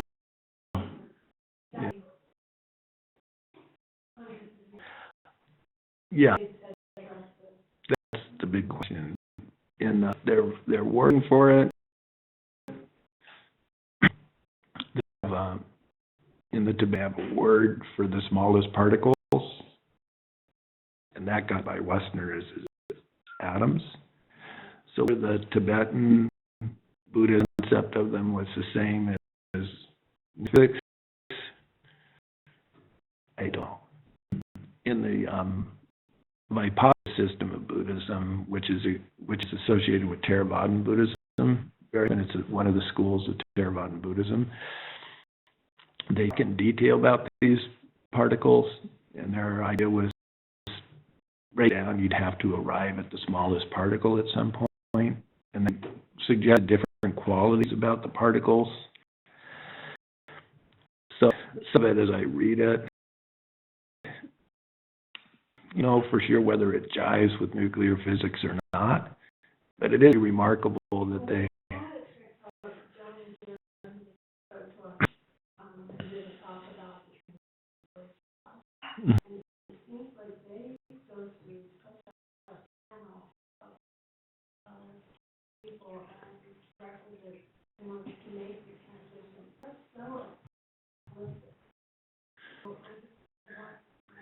it does point to the omniscient nature and enlightened mind. From it does. The teachings came from ultimately from the Buddha, right? The teachings on the nervous system. I went actually with Sharon. It was before we were married, and it was by noetic sciences. It's a group of scientists who are kind of interested in spirituality, and they just on what is death. And one of the speakers there was Candace Pert. Anybody heard of Candace Pert? She's a peptide researcher at NIH. She can grandmothers of the field of neuropeptides, the different chemical messengers in the bloodstream. 30 years ago. But she's talking about neuropeptides, and they just discovered them and how they were affecting mood and how they were all over the body and coursing through the blood and other things, right? And she said, as I look back into Western science, I can't find anything that would account for this. There's no previous understanding of this. And in fact, I searched all the literature. The only thing I could see that even touched on anything like this was ancient Tibetan Buddhism. I pulled up this text describing the nervous system, and they get down into nerves, airs, and messages that go through the nerves, as I was saying yesterday. It's something I could see that seemed like it had any of this, that this could be the case.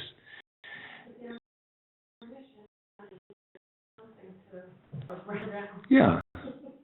It gives some sense that actually there are beings that could see that clearly.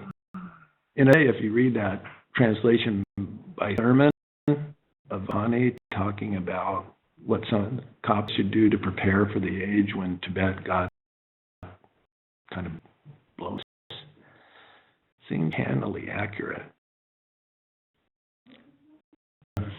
It was an interview that Tsongkhapa had with Vajrapani using a Nyingma Lama as a mediator. And something that Vajrapani said seemed explicitly pointed to our time. It seemed so those three things. The tech stuff, the nervous system and how the mind and the nervous system work together, and then the processes that you'll find, they all point to an omniscient mind. It has that effect. So, next one, the mandala offering. I mentioned there are 4 levels of mandala offering. There's the external world, which is being depicted here like a paradise that you offer to the Buddhas. You can also imagine your body as gifts of that universe that you're offering. You can also imagine your nervous system as a secret mandala offering. The 4 chakras, the 4 main chakras, are like the 4 continents, the Mount Meru. And then you can also imagine the profound offering of the mind realizing emptiness as the substratum for all those levels of the universe. Vajrabhumi Ahung. This is the adamantine golden ground. Om Vareke Ahung is encircled by an outer fence of iron mountains. In the center is Sumeru, the king of mountains. In the east is the continent Videha. In the Jambudvipa. In the west Godaniya. In the north Kuru.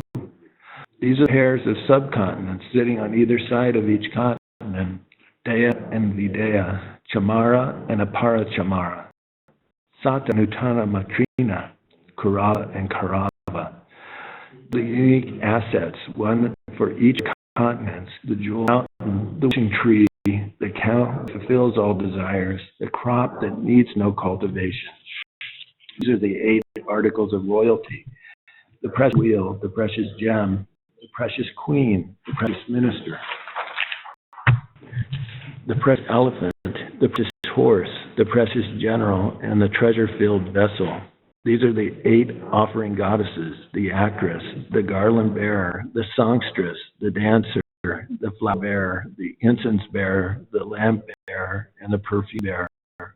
These are the sun, the moon, a jewel and a victory banner. Add to this all the riches possessed by gods and men, in abundance, and leaving no form excluded. I offer it to the glorious root and its gurus, who are most kind and holy. And pray Losang Tuban Dorji Chang's divine assemblage, together with retinue. In your compassion, please accept it for the sake of all beings. Once accepted it, please bestow your blessings upon me. Here is a ground anointed with incense and flowers strewn, with its Mount Meru adorned by the 4 continents, the sun and moon. This is a Buddha field. I offer it to this merit field. May all beings partake of a supremely pure Buddha field. The holy speech of mine, of myself and others, are wealth and virtue of the 3 times, and an exquisite jewel mandala, together with the masses of mantra offerings. Holding these in my mind, offer them to the gurus, the tutelary deities, and the triple gem. And then please accept them. bestow your blessings upon me. Idam Guru Ratnamandala Kandayatayam. So when you do the final phrase, which is, I offer this jewel mandala to the Guru, you imagine that everything what you visualized as yourself dissolves into emptiness. Right? That's a good seed for generosity. The perfect generosity, all the perfections of the Bodhisattva, generosity, morality, patience, effort, concentration, and wisdom, they together. So imagine the mandala dissolving into emptiness. That's in your wisdom, lack of inherent nature of the offering. You can also imagine that the being offered to,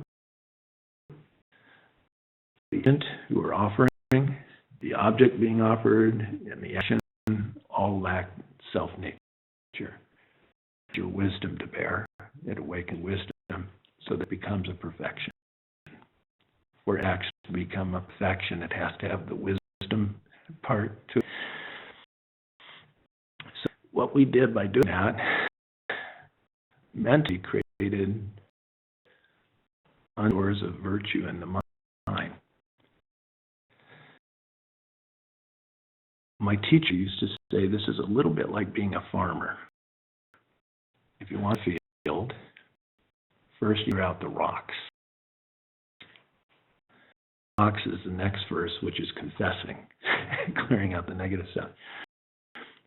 Once the field is clear, you've got to enrich soil, and that's like producing virtue through giving and other practices. And then once the field is plowed, enriched, all the obstacles out, then you plant the seeds you want. That's what happens in the supplications for realizations of the path. The session verse is the third limb of the puja, and that's again to clean the rocks out from our minds. Right? This one's very simple, just a single verse. To get rid of negative karma, you need 4 powers present in your mind. The first power is the power of reliance. There's 2 parts to it. Negative deed. Who is negative to? Usually. People. Other beings, right? So the power of reliance starts with bodhicitta.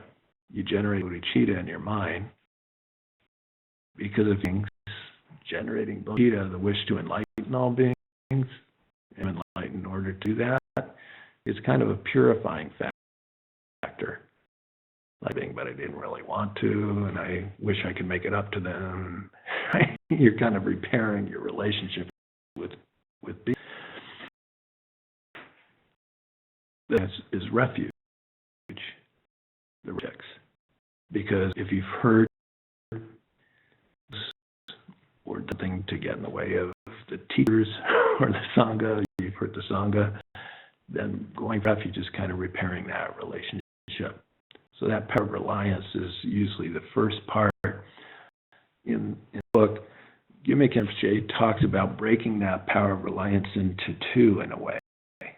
Start generating bodhicitta, and then do the refuge part right away. Second power. The second power is regret. I talked about this yesterday. If I feel Bob's Ricola, if he hadn't given it to me, really good about it, it kind of ends that habit of stealing. Really regret it. Poor Bob, now he doesn't have enough Ricolas. I shouldn't have done that. It's not a good habit. And I'll probably be bereft of Ricolas through all my future lives.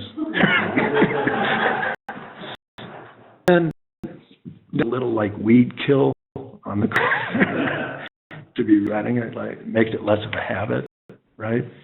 So if you generate the bodhicitta and then you think of the wrong that you've done and regret it, because it's basically self-destructive if you're doing negative stuff, And if you regret it, then you have the power of the Buddhas. And the Sangha, it's kind of, you're dispelling it already. You're dispelling the negative karma already by going for refuge as your source to try to expunge the non-virtue that you've done, to try to dispel it from your continuum. But those are the two first reliances. It's first reliance, then the power of regret. After that, the third one is called the power of the antidote, and that's to do something correct. People, let's say they've made the mistake of taking a life, tell about it, and they go for refuge and they generate bodhicitta. This is very common, you'll see it in a lot of Buddhist countries, will do what's called liberation, animal liberation. For instance, Karmapa, the 16th Karmapa, not the new one, the one before, when he first came to the United States, he did the Arboretum in the National Zoo, and it was time for the birds. And so attendants in the aviary had these big jars filled with grasshoppers, and they were about to release the grasshoppers so the birds could come eat, right? The Karmapa happened to be passing by. And he went up and he had, through a translator, the attendant said, Karmapa wants to buy your grasshoppers. How much would it cost? And he actually negotiated a deal so he could buy these jars of grasshoppers from the attendant. Then went out in the field with the grasshoppers away from the birds, and he released the grasshoppers so they could live. That's called animal liberation, allowing them a lead life. Sometimes you'll see people, Hindus too, I think, yeah, they'll buy cattle from butchers or people to places where lobsters are in aquariums waiting to be boiled, and they'll lobsters and take them out to the ocean. So that's a form of antidote. It's kind of the opposite of the action of killing. It's preserving life, allowing life to flourish and live longer. There's others where you recite names of Buddhas.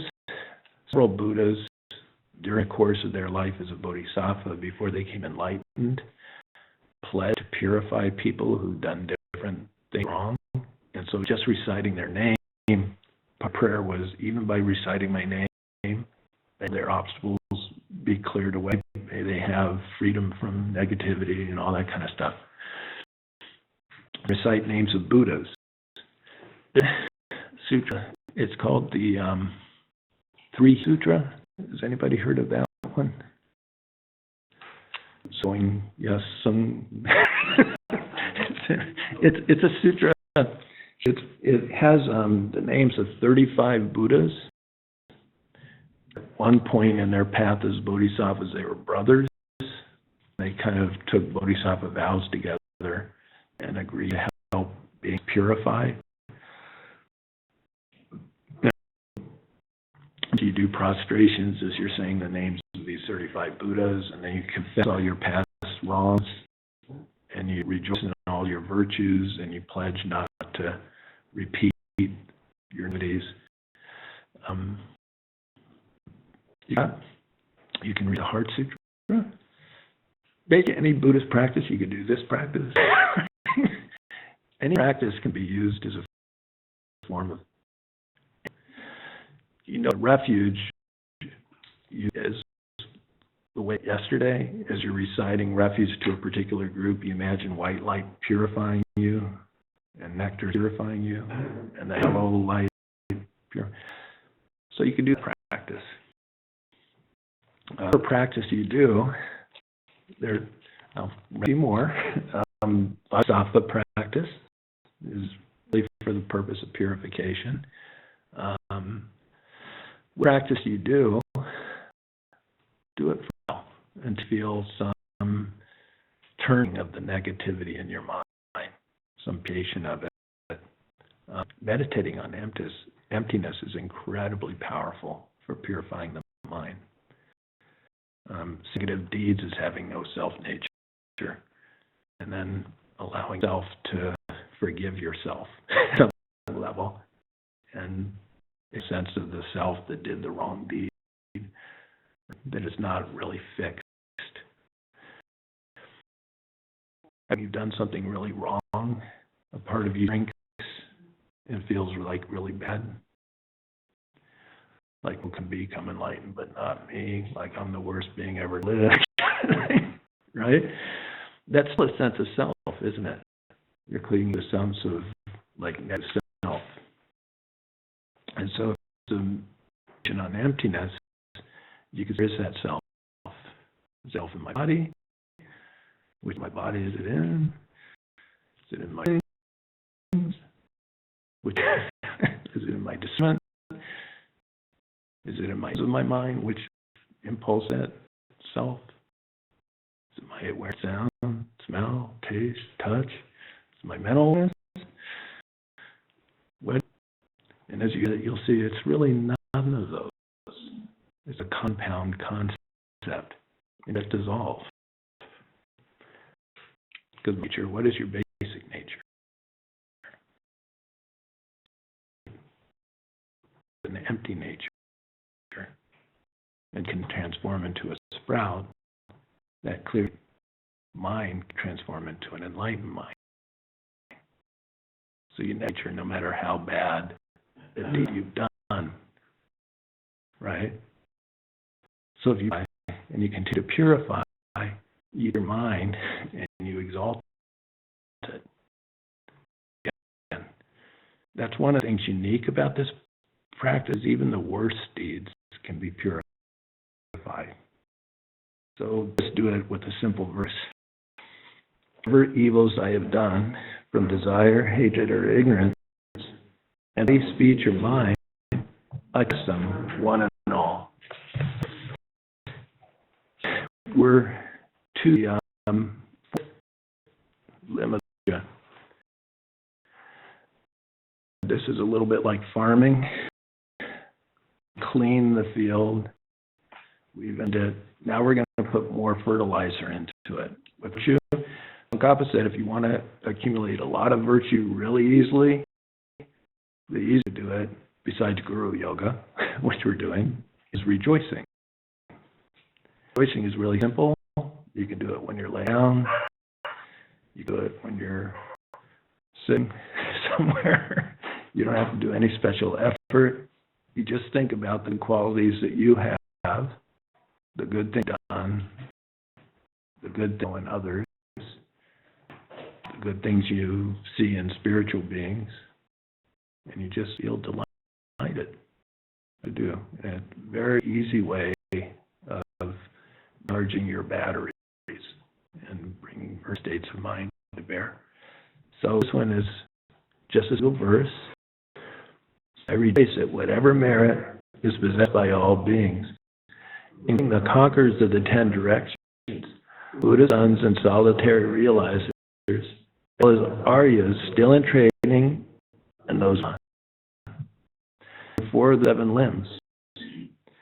The fifth limb is requesting your teacher teach. As I mentioned, when the Buddha became enlightened, he ought to stay in the forest and just enjoy the state of enlightenment. And Brahma, an offering, and asked him to teach. I've heard different ways. Brahma. Sometimes I hear Indra, sometimes I hear Sakra. What do you... Anyway. Take care. So one of the gods approached the Buddha and asked him to teach. And kind of the custom in Buddhism. For a teacher to teach, he asked them for anything they might remain silent. Asking them to teach, it's a benefit to you because you get to hear the Dharma, but also a benefit to the teachings because it allows the teachings to remain, to flourish. Your teacher says no or something, you keep asking them. That's the disciples. Right? So you have to keep passing. You make it teaching. I heard a rumor that His Holiness asked him to keep teaching as well. So you've got Holiness on your side to ask him to keep coming back. Rumor. It's a rumor. It's a rumor. But it's just a month ago. So good idea to ask him. Request all the saviors, lamps for the world, the 10 directions, who awaken to the unattached state of enlightenment, to turn the unexcelled Dharma wheel. By asking, it's a relationship,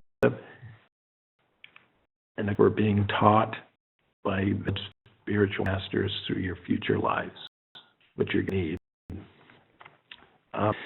So the next limb of the puja is ask your teacher to remain.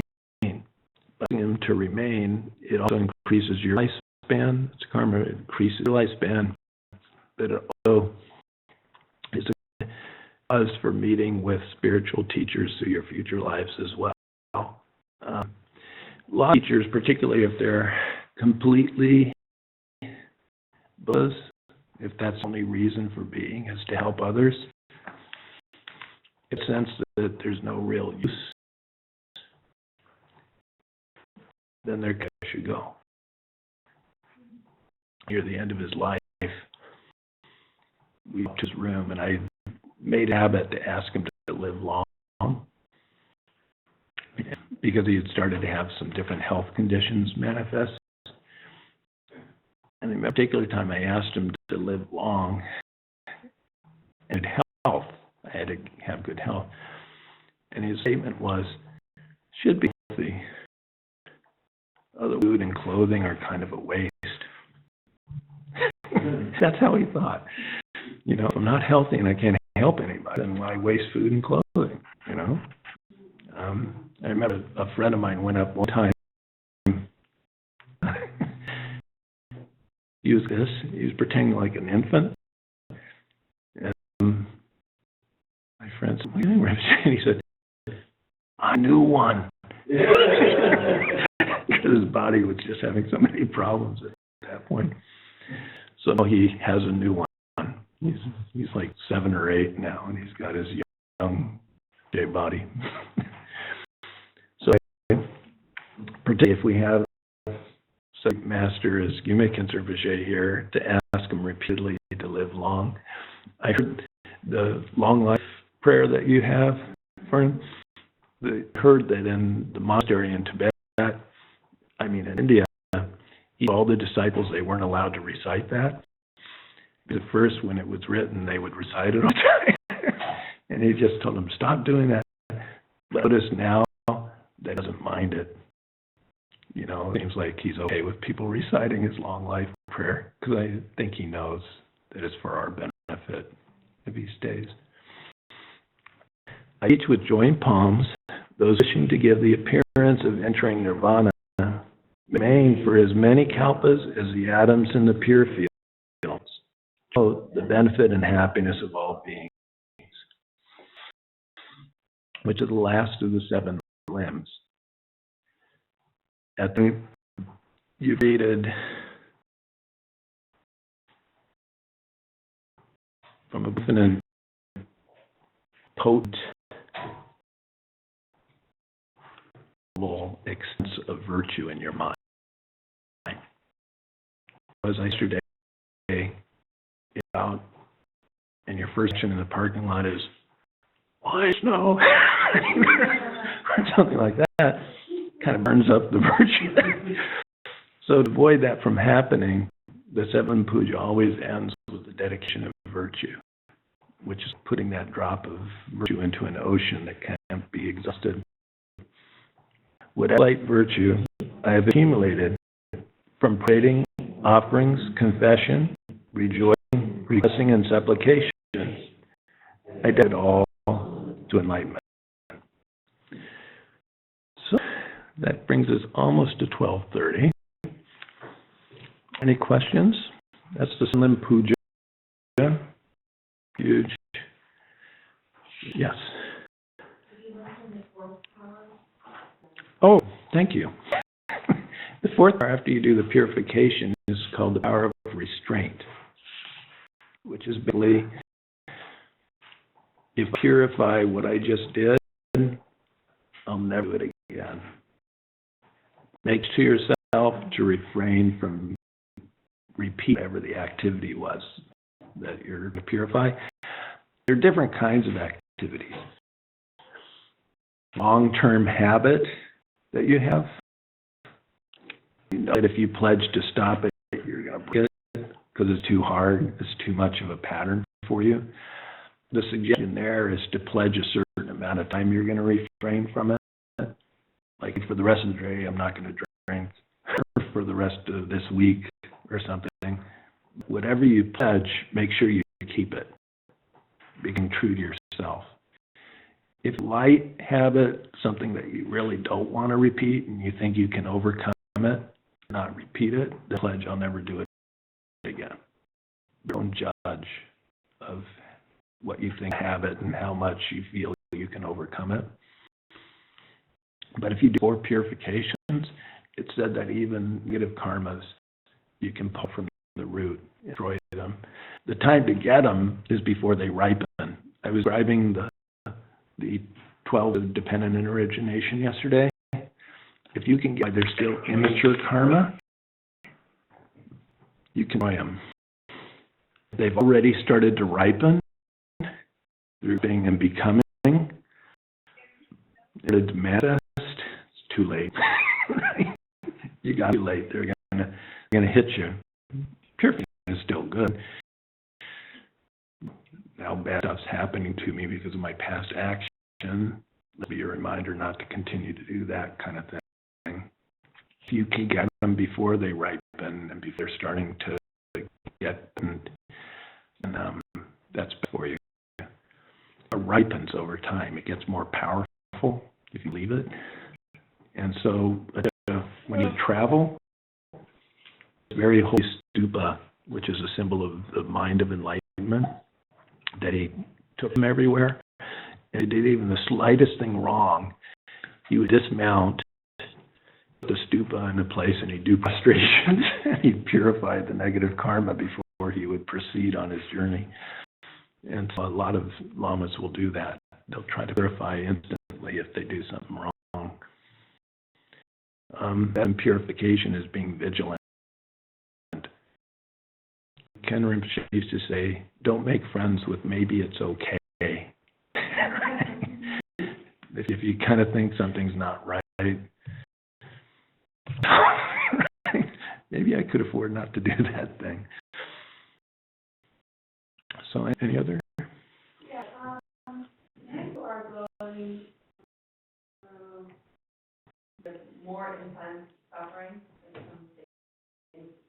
It's necessarily karma ripening, because some of those instances you have the opportunity to be able to learn and take that negativity and try and see some good in it to reduce some of the suffering. But is that generally always karma ripening? I would say, yeah. Or is it like an opportunity to learn?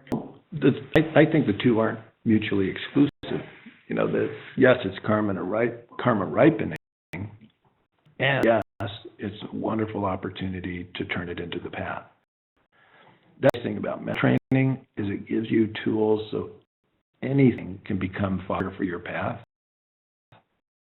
and where sufferings can be used to cultivate your bodhicitta or your insight. So even though, sometimes it's said, oh, joy, things are happening, joy is bring karma. I recently had some pretty intense terms with some negativity, and so the idea of joy and burning karma wasn't as effective, and trying to try and take negative things that were going on and try and make something good out of it, as painful as it was. I've seen a lot of people come through tragedy that way, like losing a child or kind of major illness or something like that, I find that they seem to recover than people that just could, based on negative things happening. It's hard work. I mean, Yeah. I think the outcome, you're not saying, but I wasn't sure if that was karma, you know, sometimes when you think of wisdom, right, so you create a situation because of maybe lack of wisdom, right? So there's a formula in mental training called acts of use. Lack of use. Yeah, it's a way to translate it. 4 applications, sometimes it's translated that way. Transforming things into the path to bodhicitta. And what you said is when something is ripening and it's right, the way you think about it is the reason this negative thing is happening is because sometime in the past I must have done something, you know, and I wonder what it was. And then that is kind of a path of purification. So at least Goa's hardship is purifying that past wrong. So I have to face that again. And that gives you to feel a little relief. Yeah, book Achieving Bodhicitta. It's talked about in there. It's one of the sections. Paying the bills, right? Paying bills. Another one of the applications one is something happens to you that's happy, and you feel like, oh, lucky, this is really nice that this is happening. To again of the cause. Well, yes, I must have done something virtuous. What might it have been? And kind of reading it, the virtue, and encouraging yourself. If I want happiness to continue, I should turn this into some kind of good cause for others. And kind of think out. Then so basically that one's called Sok, collective virtue, Dreeb, purifying obstacles, those applications. Then there are others that are really interesting. One of them is offering to negative spirits. It's called Jumpalator. And it's an interesting practice. They actually, you know what tormas are? They're like jewel cakes. They'll make torma, a ritual cake. Now, let's say they're being hurt by a demonic spirit or something. These are great Lojong practitioners. Put out the torma, and you know about this. They do only if they sincerely feel it. They do something like, so much for this obstacle you've provided for me. It's been my Lojong practice. It's really helping me with my compassion and my insight. The great benefit it is that you've done this to me. Please continue to give me chances to practice like this in the future. Do it with utmost sincerity and you really mean it. After a while, whatever the demonic force gives up on, because I can't hurt this guy. I can't throw him off his game. They give up and they go away. So that's an interesting one. And that might watch, and so sometimes they'll give the torment and just say, please leave me alone, take this. But there's a fourth application where they'll summon Dharma protectors, like that one's Makala, and they'll have protection from obstacles when obstacles are hitting. It's interesting because in the biography of Tsongkhapa, he talked about his first teacher, Rinchen Drub, who I mentioned yesterday.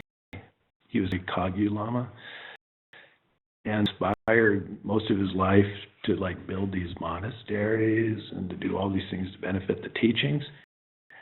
But the thing he tried to do, obstacles arose, and thwarted from it. He wasn't able to accomplish any of these things he had wanted to do for his area and the people there. And what he wanted to do is constantly go into meditative retreat. And because he got cities, by the end of his life, these miracles were happening around him. And when Keterbia was talking about it in his biography of Tsongkhapa, he says it was actually the action of his Dharma protectors. They were making for him to spend his activities in these other fields so that he had no choice but to practice, because they knew that that was going to be in his best interest in spiritual awakening. So I just 4 ways that obstacles are brought into the path. You're welcome. Thanks. We didn't go through this whole practice. There's more. Just break it down in case you ever want to do it. That comes next for realizations on the stages of the path. And then if you look on page 28, it ends with a supplication to each here on the visualization in front of you, to each teacher. Each verse to a teacher. With first verse, you ask your root teacher, whoever your earthly guru teaches you the path. The teacher comes forward and forward above your head. See the lotus and moon and sun cushion above your head. What comes from that master, purifying you of any misdeeds you've done with your teachers. And then you use the last line again, in which you're coming in and filling your body realizations. And then each succeeding verse, each verse is starting with the Buddha, the advantage of prevent activities that live wide of prevent ins, and then eventually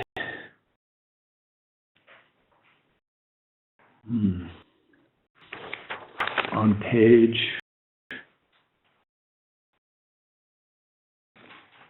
261, at the top, it gets to Tsongkhapa.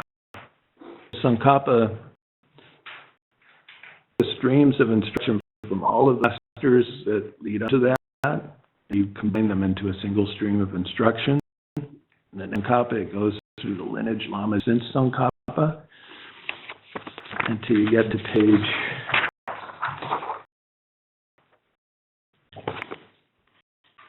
2C. On page 263, the second verse is the teachers who taught Khyentse Rinpoche.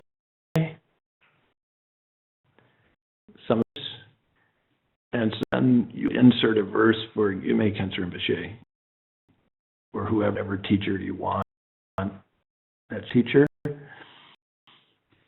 Make the application in general to all teachers. About halfway down the page begins the contemplation on the stages of the path to enlightenment. It's done is the same way. With each verse, the first time you say the verse, you imagine white light, purifies you of any obstacles to realizing the verse of the stage of the path, and then you just repeat the last line again and imagine light coming into you and giving you the realizations of that stage of the path. And you can go through the long rim if you like. And that goes to page 265. 65 at the very bottom, it says withdrawing the merit field. See where that is? What happens once you reach there, on page 265, is you admit all of those lamas, all the deities, all the Buddhas around the figure of Tsongkhapa. light, and light enters into some kappa. Himself dissolves into light, and enters the Buddha. And then it comes forward above your head into your root lama, and your root lama takes the form of Buddha with Vajra in his heart over your head. After the prayer or to Buddha, sit on top of your head.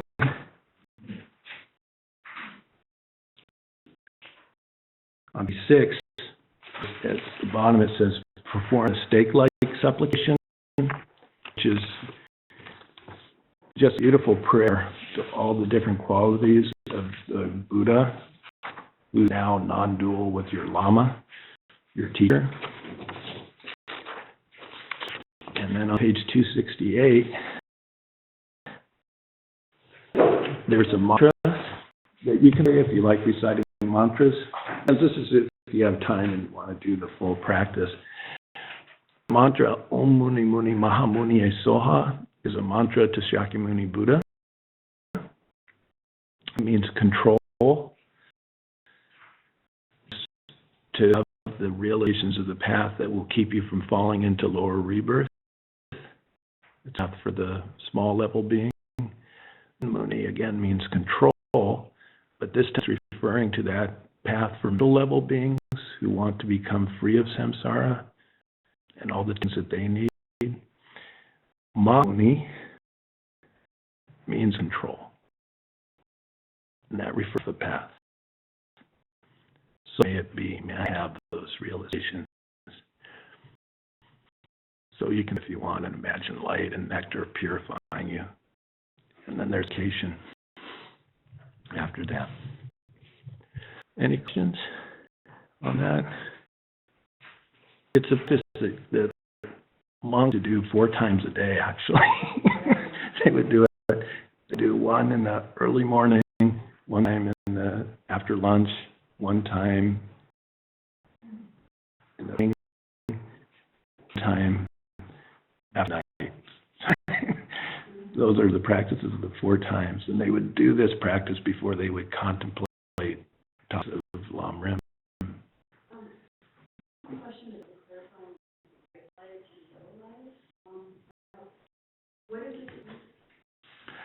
In the Tibetan, verse ends with Gilo, which means bless me. In this, it's not quite, it's not quite the same. But that they would take that last, it says Jingilo, and those 2 forms of blessings. So this approximation with the translation would just be the last line of each verse that you would just repeat as you do the visualization. And then the yellow light. The sense of purification of obstacles to realization, and the yellow is a sense of attainment, the realization of the verse. So alternate those if you like.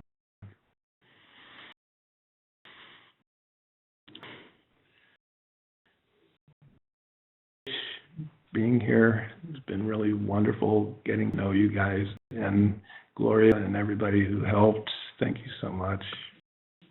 I know it worked, but I've been a better youth than to teach available to beings. And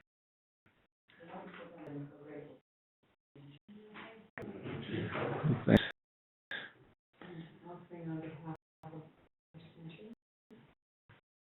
And speaking of people keeping it,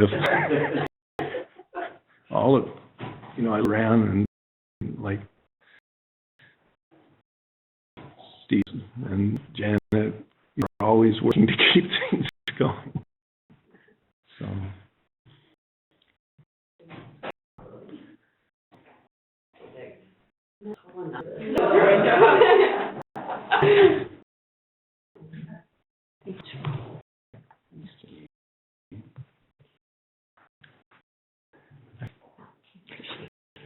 I reach in what you guys are doing.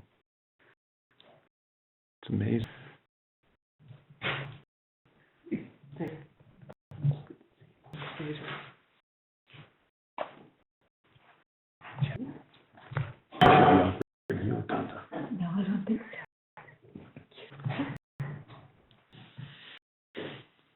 what's happening for the, our Sid, vacation prayer at the end of the, on page 268. Sashi Buki Jujin Dodan, Vira Linjin in the Gambadi, Zanging to me the Wagi, Dokunanda Shimashu Basho. Irana Mandala Kamne Yatayami. By the way, may I quickly attain the status of my Guru Buddha, and then in that state, always without exception, whatever portion of the two vast accumulation.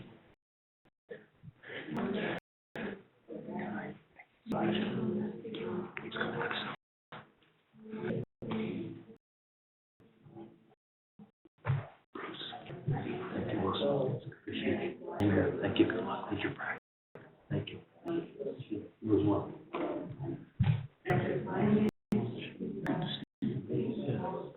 Good luck up here. With the snow.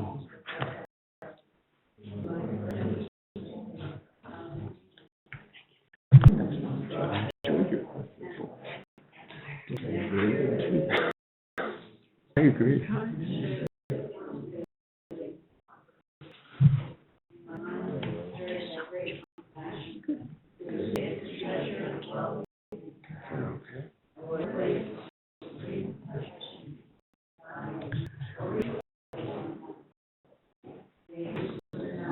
Enlightenment, produced by the marvelous deeds of the conquerors and their sons, bestow splendor on the minds of those who die of liberation, and long observe the activities of the conquerors. They alms are non-humans, striving for conditions that favor and those that hinder practicing the sublime path. I really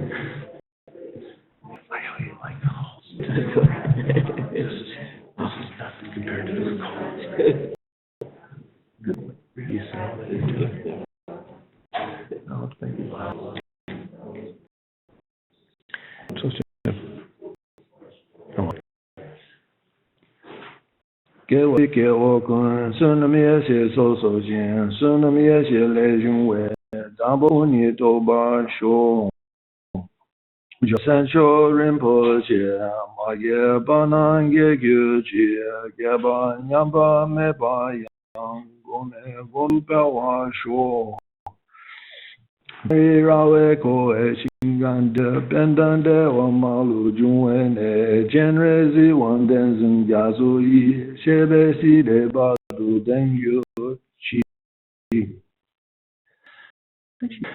Oh, that's right. I'm sorry. I need my reference.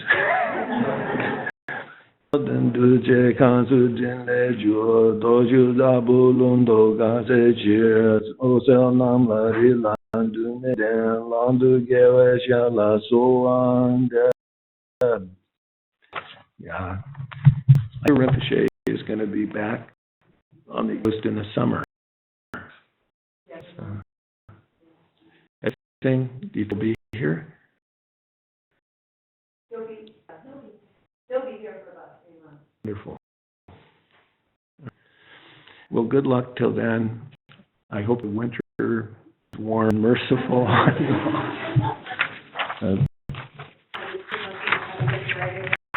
Right, that's right. He's back from India.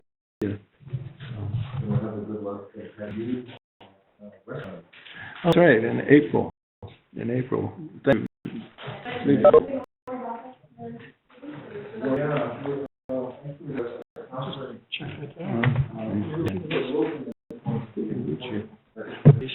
Have a good winter.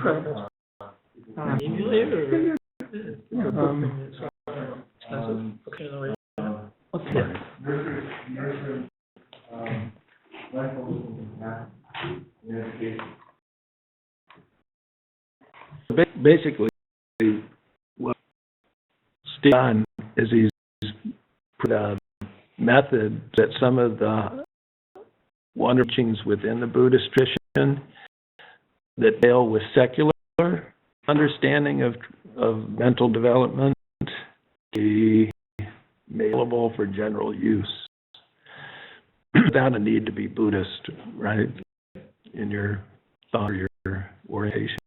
It's really cool. When I have education and what education needs, exactly those methods for reducing narcissism and increasing compassionate insight, a better world we would have, right? We have more compassionate people. I think we know inspiration. Yeah. The work that you did. Inspired, at least unfortunately, by the tragedies here. It's still bright when I what you went through here.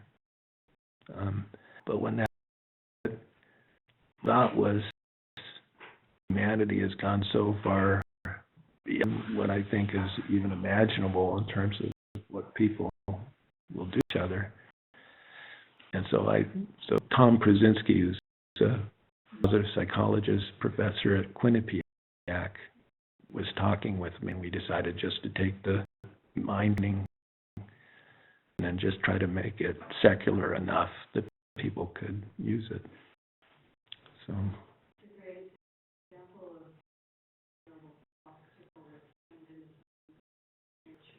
And so Lewis, who's kind of spearheading a lot of this as well, she developed a curriculum called Choose Love. It's exactly what Gloria was talking about. She took probably the hardest tragic loss you could imagine, and she turned it into a path to help others. So as well.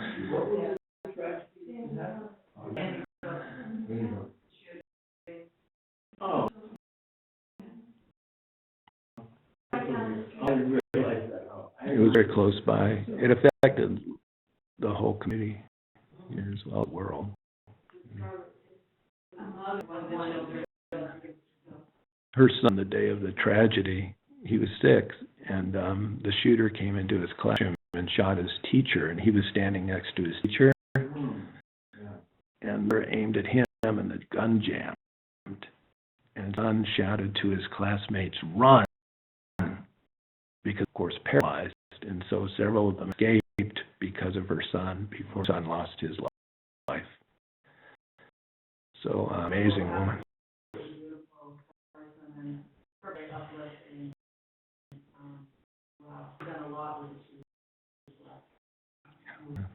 He was a courageous little guy, it sounds like. And so anyway, it was tragedy, but it hopefully inspired something good. So it inspired something good. It inspired a lot of them.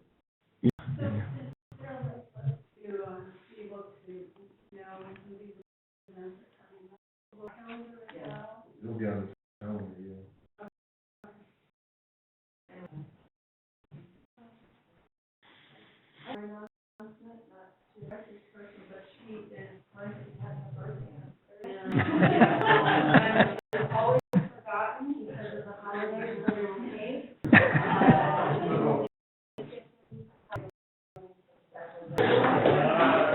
Happy birthday.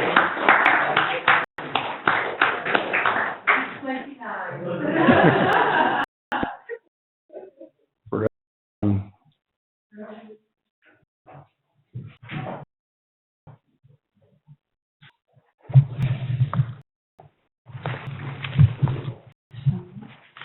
Just stay for a few minutes, sounds like maybe lunch is on, so maybe just check in.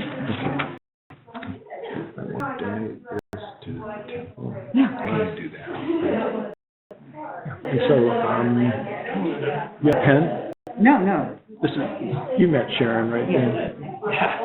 So, Autograph that and then put your email on it.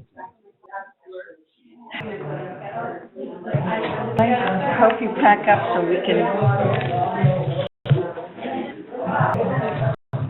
I'm just Wilson. yeah. I'm just gonna help you, so. Would you mind, like, taking this and then put in All of them? the DNKL? Okay. Oh. And she'll take these? Yeah. Okay. I'm gonna take this. This is. So it's basically my name. That's what you did. That's my name. It's just low cap altogether, and that's LCSW for Licensed Clinical Social Worker. And it shows how old I am, AOL.com. Yeah. Wow. Well, if you could, a knucklehead like me out once in a while, that'd be great. Well, you're looking one, so I'll do the best in it. Mr. Knucklehead, Larry. For you. Fantastic job. Well, thank you. Second. I came on yesterday through that big plastic. That's all going in there too. Yeah, so you're already there. Okay. So, So good trip home. thank you. With doing that, I don't wanna, they're looking at, I don't know if there's checks or not. Okay, well, let me go through it. And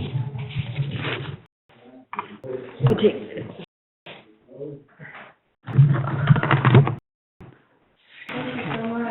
thanks for it.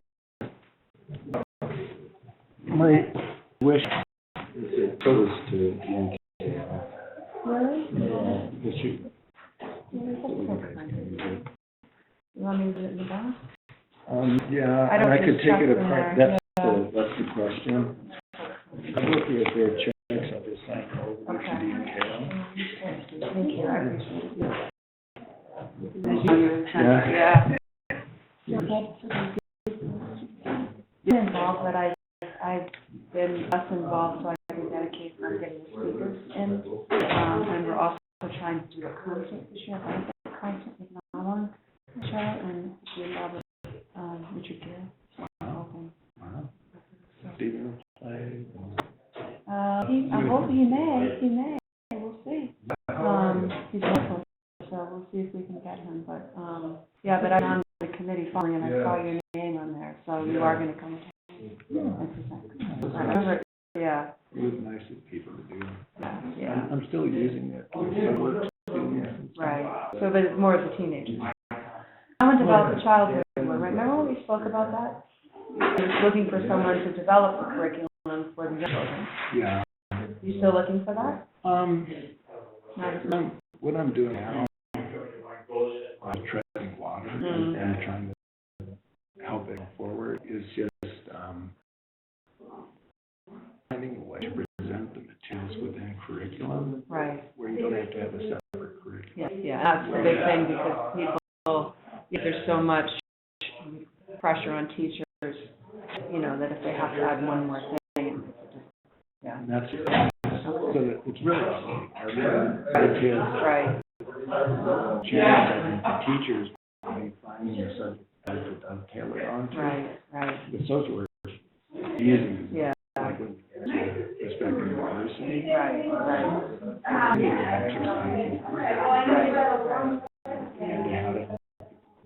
Right, yeah. Gratitude. Right, yeah, no, that's wonderful.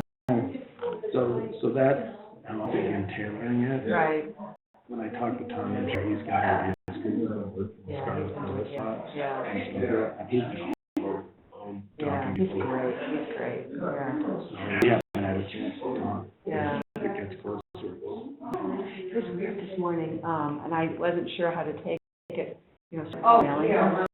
She just unsubscribed, and I don't know if it's just because it's probably nothing, but my automatic mind thinks, oh, is it, you know, why did she unsubscribe? Yeah, but it's probably just either people that work with her, probably too much mail, plus we're doing our fundraising right now, so I've only sent two. But anyway, it was. Well, we can talk to Tom because, Yeah. again, he's working with her, so he'll probably know what's going on. Yeah, it was cool, because I talked to her by the phone every so often, so it was kind of strange. I was gonna have her speak here, as well. I think her story is for everyone to hear. The event that I'll provide a chance to kind of Yeah. build on bridges. You stay for lunch?